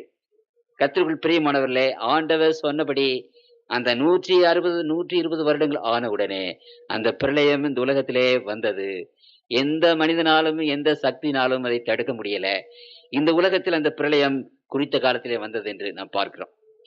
அந்த பிரளயத்திற்கு பிற்பாடு நோவாவினுடைய அந்த 3 பிள்ளைகளை பற்றி நான் உங்களுக்கு நேற்று எடுத்து சொன்னேன். அதை திரும்ப மறுபடியும் சொல்ல விரும்புகிறேன். இந்த 3 பிள்ளைகளிடத்திலிருந்து தான் இந்த உலகத்தின் மக்கள் தோன்றினார்கள். ஆகவே இந்த உலகத்தின் மக்கள் 3 பிரிவாகத்தான் இருக்கிறார்கள். அவருடைய உடல் பாகு, இந்த காரியங்கள் எல்லாம் 3 வகையாத்தான் இருக்கிறது. அது ஒன்று சேமனுடைய, அது செமெட்டிக் ரேஸ் என்று பெயர். இன்னொன்று யாப்பேத்தினுடைய, அவனுக்கு இந்தோ ஆரியர்கள் என்று பெயர் அவருடைய வம்சத்திற்கு. அப்புறம் காம், அவனுடைய இது நீக்ரோஸ் என்று பெயர். இந்த உலகத்தின் மக்கள் 3ஆக பிடிக்கப்படுகிறார்கள். ஒன்று செமெட்டிக் என்று ஒரு ரேஸ், இன்னொன்று இந்தோ ஆரியன்ஸ் என்று ஒரு ரேஸ், இன்னொன்று யாப்பேத்தினுடைய பிள்ளைகள், இன்னொன்று நீக்ரோஸ். இந்த 3 பேரையும் பற்றி ஆண்டவர் தீர்க்கதரிசனம் சொன்னார். கானான் அந்த நீக்ரோ அடிமைக்கு அடிமையாயிருப்பான். இத்தனை ஆயிரக்கணக்கான வருஷங்களாக அந்த நீக்ரோக்கள் அடிமைகளாகத்தான் இருந்து கொண்டிருந்தார்கள். இப்பொழுதுதான் சில இடங்களிலே சற்று விடுதலை. எல்லா இடங்களிலும் என்று நாம் சொல்ல முடியாது. இன்றைக்கும் லட்சக்கணக்கான நீக்ரோக்கள் அடிமைகளாகவே தான் வாழ்ந்து கொண்டிருக்கிறார்கள். ஆண்டவர் சொன்னது எவ்வளவு துல்லியமாக நிறைவேறி கொண்டிருக்கிறது. சேமனுடைய கூடாரத்திலே கர்த்தர் வருவார். அதே போல கர்த்தராகிய இயேசு கிறிஸ்து அந்த செமிட்டிக் ரேஸ்ல இந்த யூத ஜாதியிலே வந்தார். அப்புறம் 3ஆவதாக யாப்பேத்தினுடைய கூடாரத்தை ஆண்டவர் விருத்தியாக்குவார் என்று சொன்னார். இன்றைக்கு அந்த இந்தோ ஆரியன்ஸ், அந்த யாப்பேத்தினுடைய பிள்ளைகள் ஐரோப்பா கண்டம், அமெரிக்கா கண்டம், ஆஸ்திரேலியா கண்டம், ஆசியா கண்டம், எல்லா கண்டத்திலும் பறந்திருக்கிறார்கள். பெரிய கூடாரமாக இருக்கிறது. எவ்வளவு துல்லியமாக இவைகள் நிறைவேறி இருக்கிறது என்பதை குறித்து நாம் சற்று அதை பார்த்தோமானால் ஆச்சரியப்படுவதற்காக இருக்கிறது. இந்த காரியத்தை குறித்து கர்த்தருக்குள் பிரியமானவர்களே, 3ஆவதாக இங்கு ஒரு காரியத்தை உங்கள் மனத்தில் வைக்க விரும்புகிறேன். முதலாவதாக, இந்த உலகத்தில் தோன்றின ஒரு சாம்ராஜ்யம் பாபிலோன் சாம்ராஜ்யம். ஆண்டவர் சாம்ராஜ்யங்களை குறித்து, நாடுகளை குறித்து, தேசங்களை குறித்து, மனிதர்களை குறித்து ஏராளமான தீர்க்கதரிசனங்களை எழுதி வைத்திருக்கிறார். இந்த பாபிலோன் சாம்ராஜ்யத்தை குறித்து ஆண்டவர் அநேக காரியங்களை எழுதி வைத்திருக்கிறார். இந்த பாபிலோன் சாம்ராஜ்யம் கிறிஸ்துவுக்கு முன்பு 606வது வருஷத்திலே தொடங்கி கிறிஸ்துவுக்கு முன்பு 538வது வருஷத்திலே அது முடியப்பட்டது. 165 ஆண்டுகள் இந்த அரசாட்சி நடந்தது. ஆனால் அந்த பாபிலோன் அரசு தங்க அரசு. அந்த பாபிலோன் என்ற ஒரு பட்டணத்தை கட்டினார். அதற்கு பெயர் பொன்னகரி என்று பெயர். பிரம்மாண்டமான செல்வம். அந்த பொன்னகரி என்று சொன்னால் அந்த அரசர்கள் தங்களுடைய தளவாடங்களை, தங்களுடைய காரியங்கள் எல்லாவற்றையும் தங்கத்தினாலேயே செய்திருந்தார்கள். அப்படிப்பட்ட செல்வம் மிக்க ஒரு நாடு, பலம் மிக்க ஒரு நாடு. அந்த பாபிலோன் நகரத்தை 15 மைல் நீளம், 15 அகலமாக கட்டினார். 284 அடி உயரம் மதில், 12 கேட்டுகள். யாருமே அந்த பட்டணத்தை பிடிக்க முடியாது. அப்படிப்பட்ட பட்டணத்தை கட்டினான். அப்படிப்பட்ட ஒரு வல்லமையான அரசு. அந்த வல்லமையான அரசு நிற்குமா? அது என்றைக்கும் உலகத்தில் வாழுமா? ஆண்டவர் அந்த வல்லமையான அரசை பற்றி சொன்னார். அந்த அரசு ஆண்டவருக்கு விரோதமாக மாறின போது, தேவனுடைய பிள்ளைகளை கொடுமைப்படுத்தின போது, தீர்க்கதரிசிகள் பாபிலோனுக்கு விரோதமாக எழும்பி அநேக காரியங்களை அங்கே சொன்னார்கள். 819வது பக்கம் திருப்பிக் கொள்ளுங்கள். பழைய ஏற்பாட்டின் புத்தகம் 819. அங்கு ஏசாயா 13ஆம் அதிகாரத்துல அங்கு என்ன வாசிக்கிறோம் என்று சொன்னால், 17வது வசனத்தில இருந்து சொல்லுகிறார். இதோ நான் அவர்களுக்கு விரோதமாய் மேதியரை எழுப்புவேன். அவர்கள் வெள்ளியை மதியாமலும் பொன்னின் மேல் பிரியப்படாமலும். இந்த பாபிலோன் ராஜ்யத்தை அளித்தவர்கள் மேதியர்கள், மேதிய பர்ஷியர்கள். அப்படியானால் ஆண்டவர் முன்கூட்டியே சொல்லியிருக்கிறார். 100 கணக்கான வருஷங்களுக்கு முன்னதாகவே இந்த பாபிலோன் நகரத்தை மேதியர்கள் வந்து அழிப்பார்கள் என்று சொன்னார். அதே பிரகாரமாகத்தான் கர்த்தருக்குள் பிரியமானவர்களே, மேதியர்கள் விசேஷமாக வந்து அந்த பெர்சியர்களோடு கூட சேர்ந்து கொண்டு அந்த பாபிலோன் நகரத்தை பிடிக்க முடியாது என்று சொன்ன அந்த பட்டணத்தை அவர்கள் பிடித்தார்கள். அப்படி அந்த பாபிலோன் நகரத்தை அவர்கள் பிடிக்கும் போது எப்படி என்னென்ன நடந்தது என்பதை குறித்து இன்னொரு நாளைக்கு உங்கள் மத்தியிலே நான் சொல்ல விரும்புகிறேன். எனக்கு அதிகமான நேரம் இல்லை. ஆகவே இங்கே நான் வாசிக்கும் போது ஆண்டவர் சொல்கிறார், ராஜ்யங்களுக்குள் அலங்காரமும் கல்தேயருடைய பிரதான மகிமையுமாகிய பாபிலோனானது தேவனால் சோதோமும் குமாராகவும் கவிழ்க்கப்பட்டது போல கவிழ்க்கப்படும். இனி ஒருபோதும் அதில் ஒருவரும் குடியேறுவதும் இல்லை. தலைமுறை தலைமுறை தோறும் அதில் ஒருவரும் தங்கி தரிப்பதும் இல்லை. அங்கே அரபியன் கூடாரம் போடுவதும் இல்லை. அங்கே மேய்ப்பர்கள் மந்தையை காப்பதும் இல்லை. காட்டு மிருகங்கள் அங்கே படுத்துக்கொள்ளும். ஊழையிடும் பிராணிகள் அவர்கள் நடுவிலே வீடுகளை நிரப்பும். கோட்டான்கள் அங்கே குடிகொள்ளும். காட்டாடு அங்கே துள்ளும். அவர்கள் பாழான மாளிகைகளில் ஓரிகள் ஊழையிடும். வலு சர்ப்பங்கள் அவர்கள் செல்விக்கையான அரண்மனைகளில் ஏகமாய் கூடும். அதன் காலம் சீக்கிரம் வரும், அது நாட்கள் நீடித்திராது என்ற இந்த வசனங்கள் எல்லாவற்றையும் நீ பார்க்கும்போது இந்த வசனங்கள் எவ்வளவு துல்லியமாக நிறைவேறிற்று என்று அதிசயமாக இருக்கிறது. அந்த பாபிலோன் என்ற இடத்திற்கு நான் போயிருந்தேன். அந்த பாபிலோனை இப்பொழுது பெரிய மேடு மூடிக்கொண்டிருக்கிறது. அந்த மேட்டை சுற்றிலும் செழிப்பான நிலங்கள், அந்த நகரத்தை சுற்றிலும் மிகவும் செழிப்பான நிலங்கள் உள்ள ஒரு இடம். ஜனங்கள் எப்பொழுதுமே மறுபடியும் அங்கே தங்குவார்கள். எருசலேம் பட்டணம் அழிந்தது, திரும்ப கட்டப்பட்டது. இந்த உலகத்தில் எத்தனையோ நகரங்கள் அழிந்தன, திரும்ப கட்டப்பட்டன. ஆனால் இந்த பாபிலோன் நகரத்தை பற்றி ஆண்டவர் சொன்னார், அது திரும்ப கட்டப்படாது, அது அழிந்ததே தான் இருக்கும், அது இனிமேல் எப்பொழுதுமே கட்டப்படாது என்று ஆண்டவர் சொன்னார். அப்படியானால் அந்த பிரம்மாண்டமான அநேக மைல்கள் சதுரம் உள்ள அநேக மைல்கள் அங்கு வெற்று இடமாக கிடக்கிறது. அதிக நன்றாக செழிப்பான தேசத்தின் மத்தியில அநேக மைல் தூரம் அப்படியே வெறுமையாக மேடாக கிடக்கிறது. அதுதான் பாபிலோன் இருந்த இடம். அந்த இடம் திரும்ப அந்த பாபிலோனை கட்டுவதற்கு ரோம அரசர்கள் ஏராளமான பணத்தை சேர்த்து தன்னுடைய எல்லா சேனைகளையும் அங்கே கொண்டு வந்து வைத்து அந்த பாபிலோன் நகரத்தை திரும்ப கட்ட வேண்டும், ஆண்டவர் சொன்ன அந்த தீர்க்க தரிசனத்தை பொய்ப்பிக்க வேண்டும் என்று அவர்கள் நினைத்து அநேக முறை அவர்கள் பிரயாசப்பட்டார்கள் என்று சரித்திரம் சொல்லுகிறது. ஆனாலும் அவர்கள் அதை கட்ட முடியவில்லை. அஸ்திவாரம் தோண்டும் போது பெரிய பெரிய அணுகுண்டுகள், அதாவது அக்னி குண்டுகள் அங்கே பூமியிலே இருந்து புறப்பட்டு வந்து அவர்கள் மேல் மோதி அநேக ஆயிரக்கணக்கான பேர் இறந்து போனார்கள். ஆகவே ஒவ்வொரு தடவையும் வரும்போது அவர்கள் அதை கைவிட்டவர்களாக இன்றைக்கும் அந்த இடம் பாழாகவே கிடக்கிறது என்று சொல்லும்போது அது எவ்வளவு ஆச்சரியமா இருக்குது. அது இனிமேல் ஒருவரும் அதை கட்ட மாட்டார்கள், இனிமேல் ஒருவரும் அங்கே குடியிருக்க மாட்டார்கள். மேய்ப்பர்கள் அங்கே பக்கத்திலே மந்தைகளை மேய்த்து கொண்டிருக்கிறார்கள், அந்த இடத்துல மாத்திரம் மந்தையை மேய்க்க மாட்டார்கள். ஏனென்று தெரியவில்லை. வேதம் சொல்லுகிறது மேய்ப்பர்கள் கூட அங்கே இருக்க மாட்டார்கள். சரி, இரவில நாங்கள் கூடாரம் அடித்து அந்த இரவிலே தங்கியிருந்தோம். அதிக குளிரான ஒரு இடம், அங்கே தங்கியிருந்தோம். அங்கே ராத்திரியில யாரும் தங்க மாட்டாங்க. அந்த அரபியர்கள் அங்கே இருக்கிறார்கள், அவர்களை கூப்பிட்டு எங்களுக்கு துணையாக வந்து தங்குங்கள் என்று சொல்லும்போது யாருமே மறுத்து விட்டார்கள். மறுத்து விட்டது மட்டுமல்ல, நீங்களும் அங்கே தங்கக்கூடாது என்று சொல்லி வற்புறுத்தினார்கள். நாங்கள் ஜெபத்தோடு அங்கே தங்கியிருந்தோம் ஒரு இரவு. அந்த இரவிலே அங்கு பார்த்தீர்களானால் பயங்கரமாக இருந்தது. ஒரே மிருகங்கள் ஊளையிடுகிறது, சத்தம் போடுகிறது. நாங்கள் சுற்றிலும் அதற்கு பாதுகாப்பாக இருந்து தப்பித்து கொண்டோம். அந்த இரவிலே டார்ச்சலை அடித்து பார்த்தால் பெரிய பெரிய மலைப்பாம்புகள் அங்கே சுற்றி கொண்டிருக்கிறது. பயங்கரமான ஒரு இடம். ஆண்டவர் என்ன சொன்னாரோ அதே மாதிரி இன்றைக்கு வரைக்கும் அப்படியே இருக்கிறது என்று நாம் பார்க்கிறோம். பிரம்மாண்டமான அரசு, இந்த உலகத்தில் பெரிய வல்லரசு, அது செழிப்பான ஒரு அரசு, வல்லமையான ஒரு அரசு. அங்க ஆண்டவர் சொன்ன பிரகாரமாகவே அங்க மண்மேடாக கிடக்கிறது. அதை இத்தனை வருஷ காலமாக, 2000 வருஷ காலமாக அதை கட்ட வேண்டும் என்று பிரயாசப்பட்டு முடியல.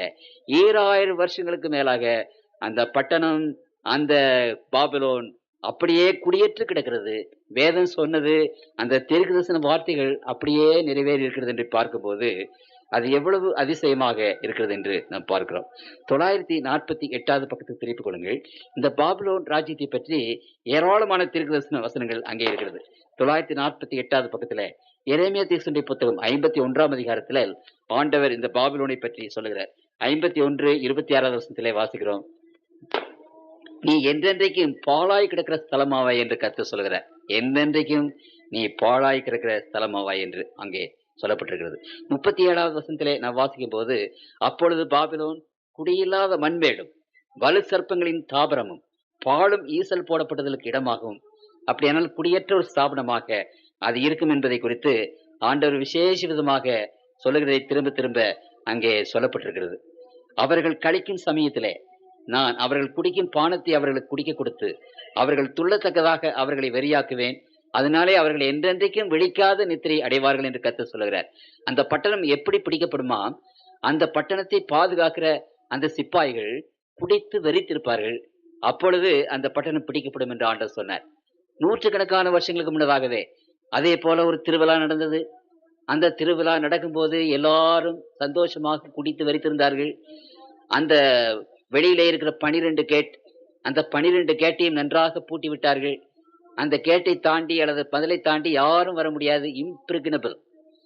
அது கான்கொயரபிள் என்ற ஆங்கிலத்திலே சொல்லப்பட்டிருக்கிறது. அது வெற்றி கொள்ள முடியாத ஒரு பட்டணம். யாரும் அதை ஒன்றும் செய்ய முடியாது. கதவை பூட்டிட்டு இருந்தாங்கன்னா வருஷ கணக்கில் அவர்கள் அங்கேயே தண்ணீர் இருக்கிறது, சாப்பாடு இருக்கிறது, யாருமே பிடிக்க முடியாது. அப்படிப்பட்ட பட்டணம். அந்த பட்டணத்துக்கு மத்தியிலே யுப்ரட்டிஸ் நதி ஓடிக்கொண்டிருக்கிறது. அந்த யுப்ரட்டிஸ் நதி இந்த பக்கம் அந்த பக்கமும் மதில்கள் அங்கே வைத்து கட்டியிருக்கிறார்கள். அந்த நதியின் வழியாக யாரும் போகக்கூடாது, போக முடியாது. அங்கே பூட்டி இருக்கிறார்கள். இங்கே அந்த மேதிய ராஜா என்ன செய்தார் என்றால், அந்த யுப்ரட்டிஸ் நதியை அப்படியே இன்னொரு இடத்துல வாய்க்கால் வெட்டி அந்த நதியின் தண்ணீரை பூரா இன்னொரு இடத்துல ஒரு பெரிய ஏரியில அங்கே கொண்டு போய் விட்டார். அப்பொழுது அந்த நதி, அந்த பாதை அங்கே வெறுமையாக இருந்தது. ஆகவே இவர்கள் என்ன செய்தார்கள் என்றால், அந்த நதிக்குள்ளாக புகுந்து அந்த கேட்டுக்குள்ளாக அப்படியே குனிந்து போய் அங்கே போய்விட்டார்கள், நகரத்துக்குள்ளாக போய்விட்டார்கள். ஆனால் அந்த 2 பக்கம் நதியின் இருகரையிலும் மதில்கள் இருக்கின்றன, கேட்டு இருக்கிறது. அதை பூட்டி இருப்பார்கள், எப்பொழுதும் அது திறந்து கிடக்காது. ஆனால் இந்த அன்றைக்கு திருவிழா ஆனதுனால அவர்கள் குடித்து வெறுத்து அந்த கேட்டுகளை பூட்ட மறந்து விட்டார்கள். ஆண்டவர் இவைகள் எல்லாவற்றையும் விவரமாக சொன்னார். எனக்கு அதை வாசிப்பதற்கு நேரம் இல்லை. ஆகவே இந்த மேதிய சோல்ஜர்ஸ் அந்த கேட்டு பூட்டப்படாமல் இருக்கிறது. ஆண்டவர் சொன்னார், அந்த கேட்டுகளை உனக்கு முன்பாக நான் திறந்து வைப்பேன் என்று சொன்னார். அதே மாதிரி திறந்திருந்தது. அவர்கள் உள்ளே போய் அந்த நகரத்தை பிடித்தார்கள் என்று ஒவ்வொரு திட்டவட்டமான டீடைல்ஸ், ஒரு சின்ன காரியங்களையும் ஆண்டவர் விசேஷமாக அங்கு சொல்லியிருக்கிறார். அவர் சொன்னபடியே ஆனது என்று இன்றைக்கு சரித்திரம் நமக்கு சாட்சி கொடுக்கிறது. அந்த இடத்துக்கு நான் போய் பார்த்தேன். கண்ணார கண்ட காரியங்களை உங்கள் மத்தியில் நான் வைக்க விரும்புகிறேன். அதை பார்த்து அந்த இடத்துல நான் தங்கி ஆண்டவருடைய வசனங்கள் எவ்வளவு துல்லியமாக நிறைவேறிற்று. அவர் சொன்ன வார்த்தைகள் ஆகும், அவர் கட்டளையிட நிற்கும் என்று வேதம் சொல்லுகிறது. அடுத்தபடியாக கர்த்தருக்குள் பிரியமானவர்களே, இந்த உலகத்தில் இருக்கிற ஒரு நாடு எகிப்து. அந்த எகிப்து நாட்டை பற்றி உங்களுக்கும் எனக்கும் நன்றாக தெரியும். இந்த எகிப்து நாட்டை பற்றி திருமறை அநேக காரியங்களை சொல்லுகிறது. இந்த எகிப்து நாட்டில் தான் இஸ்ரவேலர்கள் போய் அடிமைகளாக இருந்தார்கள். அந்த எகிப்திய நாடு அந்த பண்டைய காலத்துல ஒரு பெரிய அரசு, 2000 மைல் தூரத்தில் உள்ள ஒரு பெரிய நாட்டை அவர்கள் அரசாண்டார்கள். பிரம்மாண்டமான சக்கரவர்த்திகள், பெரிய சேனைகள். அந்த நாடு செல்வமிக்க நாடு. அந்த பிரமிட்டுகளை அவர்கள் கட்டினார்கள். கலை நிறைந்த ஒரு நாடு. அப்படிப்பட்ட நாடு தேவனுக்கு விரோதமாக அவர்கள் நடந்து கொண்ட போது, அந்த தேவனுடைய பிள்ளைகளை அவர்கள் அங்கே இம்சை செய்த போது, அந்த எகிப்தினுடைய வருங்காலத்தை பற்றி ஆண்டவர் அங்கே தீர்க்கதரிசனமாக உரைத்தார். இதை எசேக்கியேலின் புத்தகத்திலே அவர் உரைத்திருக்கிறார். 997 பக்கத்துக்கு திருப்பிக் கொள்ளுங்கள். 997 பக்கத்திலே அங்கு நாம் வாசிக்கிறோம். 997 எசேக்கியேலின் புத்தகம் 29ஆம் அதிகாரம் 14-15 நான் வாசிக்கிறேன். எசேக்கியேல் 29:14-15 எகிப்தியரின் சிறையிருப்பை திருப்பி அவர்களை அவர்களுடைய ஜனன தேசமாகிய பத்ரோஸ் தேசத்திலே திரும்ப வரப்பண்ணுவேன். அங்கே அவர்கள் அற்பராஜ்யமாக இருப்பார்கள். ஆங்கிலத்திலே பேஸ் கிங்டம்.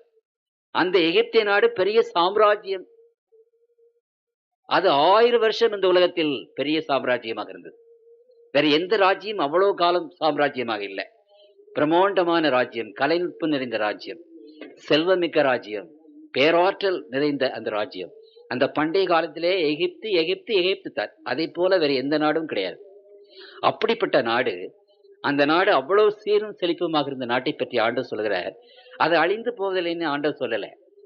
அது இந்த பாபிலோன் சாம்ராஜ்யம் மாதிரி ஒளிந்து போகும், மண்மேடாக கிடக்கும் என்று ஆண்டவர் சொல்லலை. அந்த நாடு கடைசி இந்த காலங்களிலே அற்பராஜ்யமாக இருக்கு. ஒரு பேஸ் கிங்டம், சும்மா ஒரு ஒரு முக்கியமில்லாத ஒரு நாடாக இருக்கும் என்று ஆண்டவர் சொன்னார். இன்றைக்கு எகிப்து எப்படி இருக்கிறது? நேரு அவர்கள் இங்கே நமக்கு பிரதம மந்திரியாக இருந்த போது நாசர் என்று சொல்லப்பட்ட ஒரு பெரியவர் அங்கே இருந்தார், எகிப்திலே பிரதம மந்திரியாக. அந்த நாசர் தன்னுடைய எல்லா முயற்சிகளையும் செய்து எப்படியாவது அந்த எகிப்தை பழைய ஒரு மகிமையை கொண்டு வர வேண்டும் என்று எவ்வளவோ பிரயாசப்பட்டார். முடிந்ததா? ஆண்டவர் சொன்னார், அது இனிமேல் இந்த உலகத்தில் அற்ப ராஜ்யமாக இருக்கும், அது ஒரு பெரிய ராஜ்யமாக இருக்காது, அது ஒரு சிறிய ராஜ்யமாக இருக்கும் என்று சொன்னார். 12வது வசனத்திலே வாசிக்கிறேன், எகிப்து தேசத்தை பாழாய் போன தேசங்களின் நடுவிலே பாழாய் போக பண்ணுவேன், அதன் பட்டணங்கள் அவாந்தர வெளியாக்கப்பட்ட பட்டணங்களின் நடுவிலே 40 வருஷம் பாழாய் கிடக்கும், ஜாதிகளுக்குள்ளே சிறகடித்து அவர்கள் தேசங்களுக்குள்ளே தூட்டி விடுவார்கள். அப்படியானால் பாழாய் போன தேசங்கள் மத்தியில சகாரா பாலைவனம் அங்கே இருக்கிறது. அந்த பக்கம் பெரிய பாலைவனத்துக்கு பக்கத்திலே தான் இந்த எகிப்து ராஜ்யம் இருக்கிறது. அதை குறித்து ஆண்டவர் சொன்னார், திரும்பவும் நான் 15வது வசனத்தில் வாசிக்கிறேன், மற்ற ராஜ்யங்களிலும் அற்பமானதாயிருக்கும், அவர்கள் இனி ஜாதிகளை ஆளாதபடிக்கு அவர்களை குறுகி போக பண்ணுவேன். இனிமேல் அந்த ராஜ்யம், அந்த எகிப்து ராஜ்யம் வேற எந்த ஜாதியும் ஆளாது என்பதை குறித்து அங்கு ஆண்டவர் அங்கு சொல்லுகிறார். இதுல 32வது அதிகாரத்தில் 15வது வசனத்திலே நான் வாசிக்கும் போது, 32ஆம் அதிகாரம் 15வது வசனத்திலே வாசிக்கும் போது அங்கு என்ன சொல்லப்பட்டிருக்கிறது என்று பாருங்கள். நான் எகிப்து தேசத்தை பாழாக்கும் போதும் தேசம் தன் நிறைவை இழந்து வெறுமையாய் கிடக்கும். எவ்வளவு பிரம்மாண்டமாக இருந்தது, பணக்கார நாடு, செல்வம் மிகுந்த நாடு, அந்த நிறைவை இழந்து போகும் என்று ஆண்டவர் சொன்னார். அப்படியே அது போயிற்று. 30வது அதிகாரத்திலே 13வது வசனத்திலே வாசிக்கும் போது ஆண்டவர் இன்னொரு விசேஷமான காரியத்தை குறித்து அங்கு சொன்னார். 13வது வசனம், அங்கே கர்த்தராகிய ஆண்டவர் சொல்லுகிறது என்னவென்றால், நான் நரகலான விக்கிரங்களை அழித்து நோப்பின் சிலைகளை ஒழிய பண்ணுவேன், இனி எகிப்து தேசத்தில் ஒரு அதிபதியும் இரார், நான் எகிப்து தேசத்தில் பயம் உண்டாக்கி. அப்படியானால் ஆண்டவர் சொன்னார், இந்த கடைசி நாட்களில் எகிப்து தேசம் எல்லா சீரையும் இழந்து எல்லா சிறப்பையும் இழந்து அற்பராஜ்யமாக இருக்கும், அதனுடைய மேன்மையும் மற்றவையும் குறுக பண்ணுவேன் என்று சொன்னார். அது மாத்திரமல்ல, அந்த ராஜ்யத்தில் எகிப்து தேசத்தை சேர்ந்தவர்கள் அந்த நாட்டை ஆளமாட்டார்கள் என்று சொன்னார். அது ஒரு பெரிய ஆச்சரியம். இன்றைக்கு இப்படி அந்த நாட்டை ஆண்ட அதிகாரிகள் நாசர் முதல் கொண்டு யார் யார் இந்த ராஜ்யத்தை இன்றைக்கு ஆளுகிறார்கள், அல்லது சில வருஷங்களுக்கு முன்னதாக ஆண்டார்கள், அல்லது நூற்றுக்கணக்கான வருஷங்களுக்கு முன்பாக ஆண்டார்கள் என்று பார்த்தால் எல்லாருமே எகிப்து நாட்டை சேர்ந்தவர்கள் அல்ல, மற்ற நாட்டை சார்ந்தவர்கள் தான் இன்றைக்கு எகிப்து நாட்டின் அதிகாரிகளாக இருக்கிறார்கள். எவ்வளவு துண்ணியமாக ஆண்டவர் சொல்லுகிறார், எவ்வளவு திட்டவட்டமாக ஆண்டவர் பேசுகிறார்.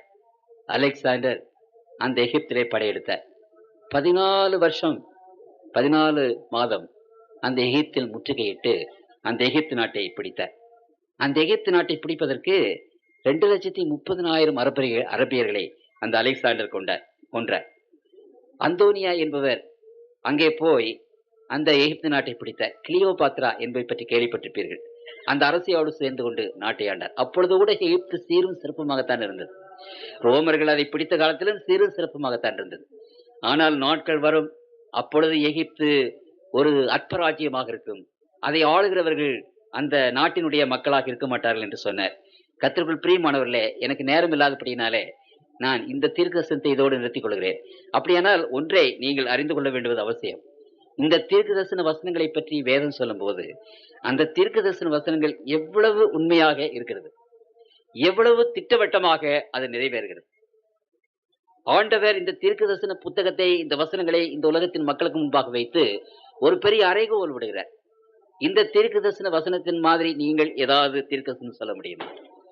அல்லது இந்த தீர்க்கதரிசன வசனம் இல்லை என்று யாராவது நிரூபிக்க முடியுமா? அப்படி யாராவது நிரூபித்தீர்களானால் இந்த தீர்க்கதரிசனத்தின் ஆண்டவர் நான் ஆண்டவர் அல்ல, இந்த புத்தகம் கடவுளுடைய புத்தகம் அல்ல என்று ஒரு பெரிய சவால் விடுகிறார். கர்த்தருக்குள் பிரியமானவர்களே, உங்களுடைய புத்தகத்தை 1084வது பக்கத்துக்கு திருப்பி பாருங்கள். 1084வது பக்கத்துல ஆபகூக் என்று சொல்லப்பட்ட அந்த தீர்க்கதரிசி இதை குறித்து பேசும்போது சொல்லுகிறதை நான் கவனிக்கிறேன். ஆபகூக் என்ற புத்தகம் 1084வது பக்கத்துல 2வது அதிகாரம் 3வது வசனத்தை நான் வாசிக்கிறேன். 2வது அதிகாரம் 3வது வசனம், குறித்த காலத்தில் தரிசனம் இன்னும் வைக்கப்பட்டிருக்கிறது, முடிவிலே அது விளங்கும், அது பொய் சொல்லாது, அது தாமதித்தாலும் அதற்கு காத்திரு, அது நிச்சயமாய் வரும், அது தாமதிப்பதில்லை, அது விளங்கும், அது நிச்சயமாய் வரும். அப்படியானால் தேவனுடைய அந்த தீர்க்கதரிசனங்கள் எவ்வளவு நிச்சயமாக இருக்கிறது என்பதை குறித்து நாம் வாசிக்க வேண்டும். பழைய ஏற்பாட்டின் புத்தகம் 343வது பக்கம் வேத வசனங்களை பற்றி அந்த வேதத்துல இந்த தேவனுடைய வசனத்தை பற்றி அங்க விசேஷ விதமாக வாசிக்கிறோம். 343வது பக்கத்துல 1 சாமுவேலின் புத்தகம் 3ஆம் அதிகாரம் 19வது வசனத்திலே வாசிக்கிறேன். 1 சாமுவேல் 3ஆம் அதிகாரம் 19. சாமுவேல் வளர்ந்தான், கர்த்தர் அவனோடு கூட இருந்தார். அவர் தம்முடைய எல்லா வார்த்தைகளிலும் ஒன்றை ஆகிலும் தரையிலே விழுந்து போக விடவில்லை. அவருடைய வார்த்தை ஒன்றுமே விழுந்து போகாது. அந்த வார்த்தைகள் நிச்சயமாக நிறைவேறும் என்று நாம் பார்க்கிறோம். 296வது பக்கத்தை திருப்பிக் கொடுங்கள். 296வது பக்கம். அங்கு யோசுவாவினுடைய புத்தகம் 21ஆம் அதிகாரம் 45வது வசனத்திலே 21:45 வாசிக்கும் போது, யோசுவாவின் காலத்தில் ஆண்டவர் என்ன சொன்னார் என்றால், கர்த்தர் இஸ்ரவேல் குடும்பத்தாருக்கு சொல்லி இருந்த நல் வார்த்தைகளில் எல்லாம் ஒரு வார்த்தையும் தவறி போகவில்லை, எல்லாம் நிறைவேறிற்று. திட்டவட்டமாக ஆண்டவர் இதை குறித்து எவ்வளவு திட்டவட்டமாக தம்முடைய பிள்ளைகளுக்கு அங்கே சொல்லுகிறார். ஆகவே கர்த்தருக்குள் பிரியமானவர்களே, இந்த வேதத்திலே காணப்படுகிற 3000க்கு அதிகமான தீர்க்கதரிசனங்கள், 1/3 பங்கு தீர்க்கதரிசனங்கள் இன்றைக்கு தேவனுடைய பிள்ளைகள் முன்பாக வைக்கப்படுகிறது. இந்த தீர்க்கதரிசனங்களை கர்த்தர் உண்மையான தெய்வத்தினுடைய ஒரு அடையாளம் என்று சொல்கிறார். உண்மையான தெய்வம் என்பதற்கு இந்த தீர்க்கதரிசன வசனங்கள் ஒரு அடையாளமாக இருக்கின்றன. இன்றைக்கு இந்த தீர்க்கதரிசனங்கள், ஆயிரக்கணக்கான தீர்க்கதரிசனங்கள் உலகத்தில் நிறைவேறிக் கொண்டே இருக்கின்றன. ஆகவே இந்த வேத புத்தகம் கடவுளுடைய புத்தகம். இந்த வேதத்தின் ஆண்டவர் இந்த உலகத்தின் அண்ட சராசரங்களை படைத்தவர் என்பதை பற்றி வேதம் நமக்கு விசேஷ விதமாக சொல்லுகிறது. கர்த்தருக்குள் பிரியமான தேவனுடைய பிள்ளைகளே, இந்த வேதத்தை வாசிக்கிற பிள்ளைகள், அதை நேசிக்கிற பிள்ளைகள், அதை தன்னுடைய ஜீவிதத்தில் அபியாசிக்கிற பிள்ளைகள் பாக்கியவான்கள். இந்த வேத வசனத்தை பற்றி ஆண்டவர் சொல்லும் போது அங்கு நான் வாசிக்கிறேன். 844வது பக்கம், ஏசாயாவின் புத்தகம் 40வது அதிகாரம், பழைய ஏற்பாட்டிலே 844வது பக்கம், 40வது அதிகாரத்திலே 6வது வசனத்தை வாசிக்கிறேன். பின்னும் கூப்பிட்டு சொல் என்ற ஒரு சத்தம் உண்டாயிற்று. பரலோகத்திலே இருந்து ஒரு சத்தம், கூப்பிட்டு சொல். என்னத்தை கூப்பிட்டு சொல்வேன் என்றேன். அதற்கு, மாம்சமெல்லாம் புல்லை போலவும் அதன் மேன்மையெல்லாம் வெளியின் பூவை போலவும் இருக்கிறது. இந்த உலகத்தின் மக்கள் புல்லை போல இருக்கிறார்கள். இன்றைக்கு இருந்து நாளைக்கு வாடி போகிற புல்.